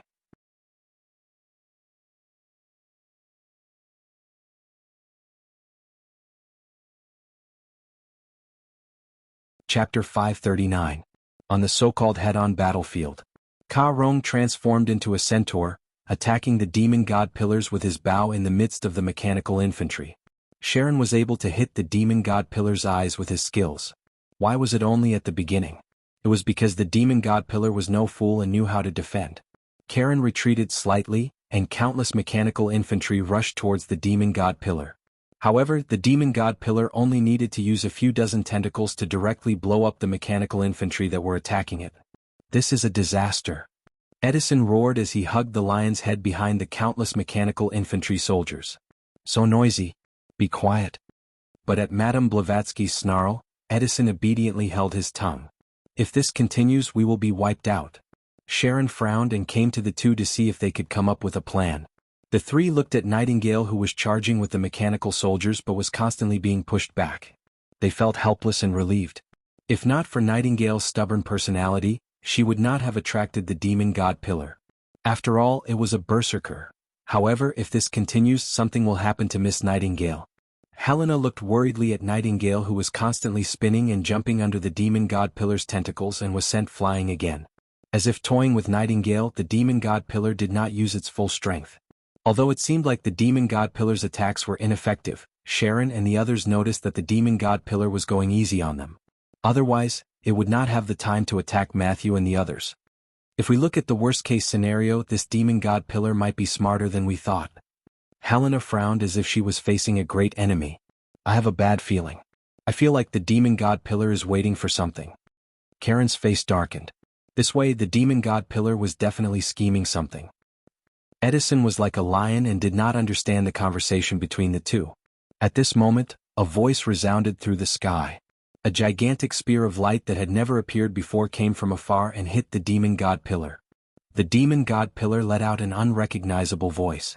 It was obvious that the noble artifact's owner had poured a huge amount of magic into this attack. The noble artifact was released. That was the Holy King's voice. Edison said as he looked around for Wu Ming. Over there. Sharon pointed. At this moment, Wu Ming, with his A+ great agility, launched a surprise attack on the demon god pillar. At this moment, Wu Ming had already put on his armor and wore a helmet that completely covered his head. Wu Ming was like a silver dragon. As for the demon god pillar, it was as if the person it was waiting for had arrived. Regardless of whether it was the mechanical infantry or Nightingale, the demon god pillar no longer cared about them.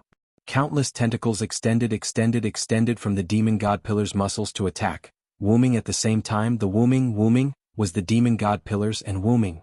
Countless tentacles surrounded Wu Ming from all directions, which could be described as a killing move for ordinary servants. However, for Wu Ming, although it was dangerous, it was not fatal.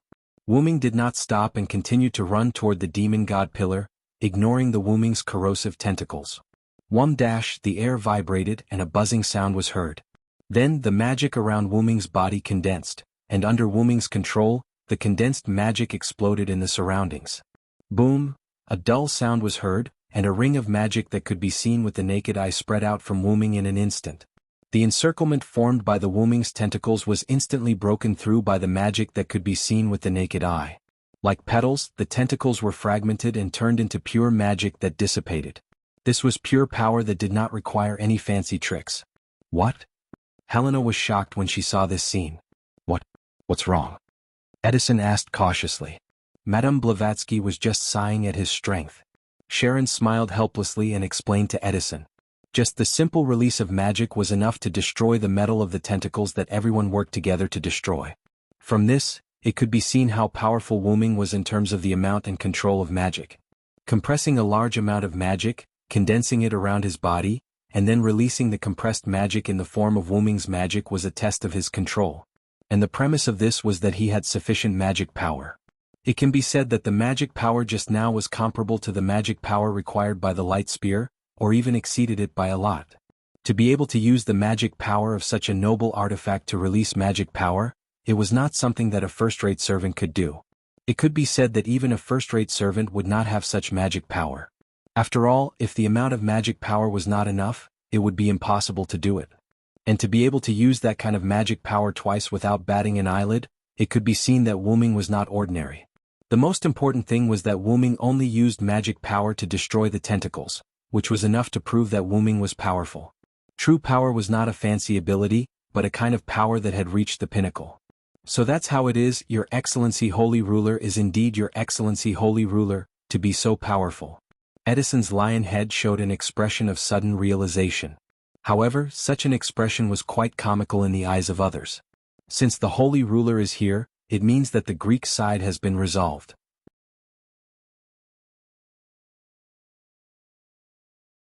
Helena breathed a sigh of relief.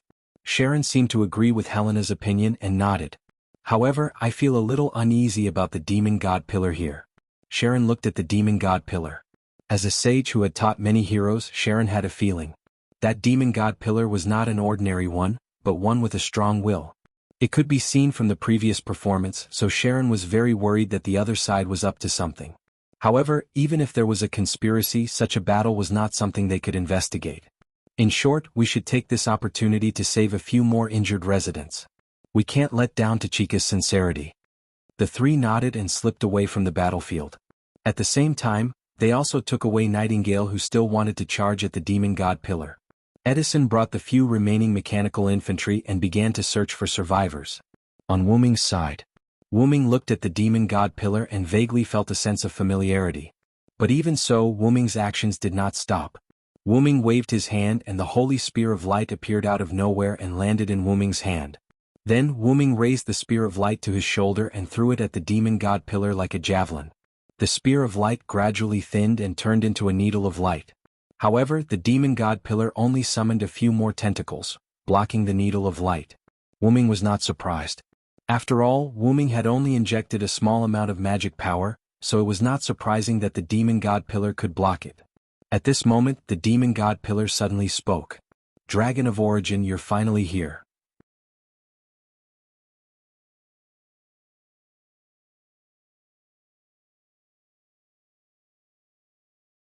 Chapter 540. Wu Ming's expression changed as he recognized the voice. "Lev." Wu Ming said the name. "As expected of the Dragon of Origin, you still remember me. But my current name is Flawless, Demon God Pillar Flawless." The Demon God Pillar laughed. "But I don't think it's such a coincidence that the Demon God Pillar summoned this time is you." Wu Ming didn't believe that this wasn't Lev's doing. With 72 Demon God Pillars, Wu Ming didn't think his luck would be so good. The 72 Demon God Pillars are one. Unless you can destroy all the Demon God Pillars in an instant, I won't die. Demon God Pillar Flawless laughed eerily with Lev's voice. Wu Ming could imagine Lev's ugly face. However, this provided Wu Ming with information. "I did think that you wouldn't die so easily, but I didn't expect us to meet so soon." Wu Ming didn't attack again and Demon God Pillar Flawless didn't attack either. The two of them started to talk. "This can't be helped.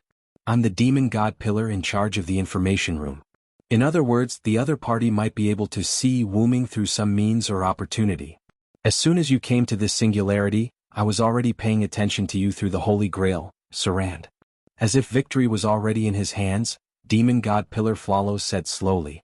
Wu Ming couldn't wait for someone to tell him the current situation, so he didn't disturb him and calmly listened to the Demon God Pillar.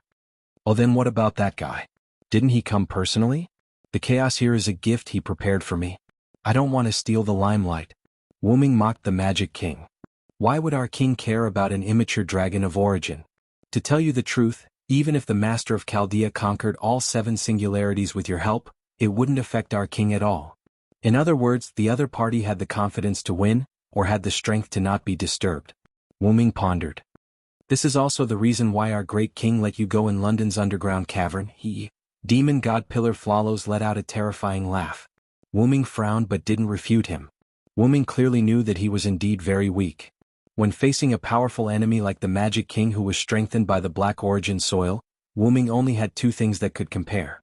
The 12 incarnations who killed God, stole the God's authority, and combined with his own abilities and origin baptism. Also the Blade of Salvation Divine Blade Savior's authority. The Blade of Salvation was also the Divine Blade Messiah's power. Although many of Wu Ming's abilities had been baptized by origin, there was no doubt that an ability or item with a high starting point would have a high achievement after being baptized by origin. Just like the 12 incarnations and Blade of Salvation.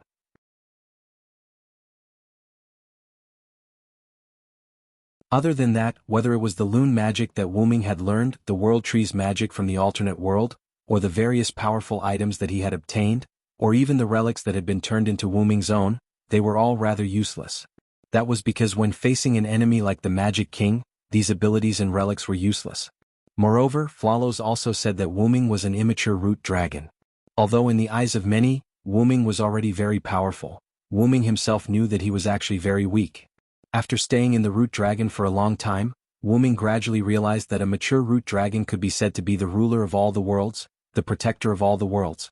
If he had to use a word to describe it, it would be the suppression of all the worlds. In other words, it was the heavenly axiom.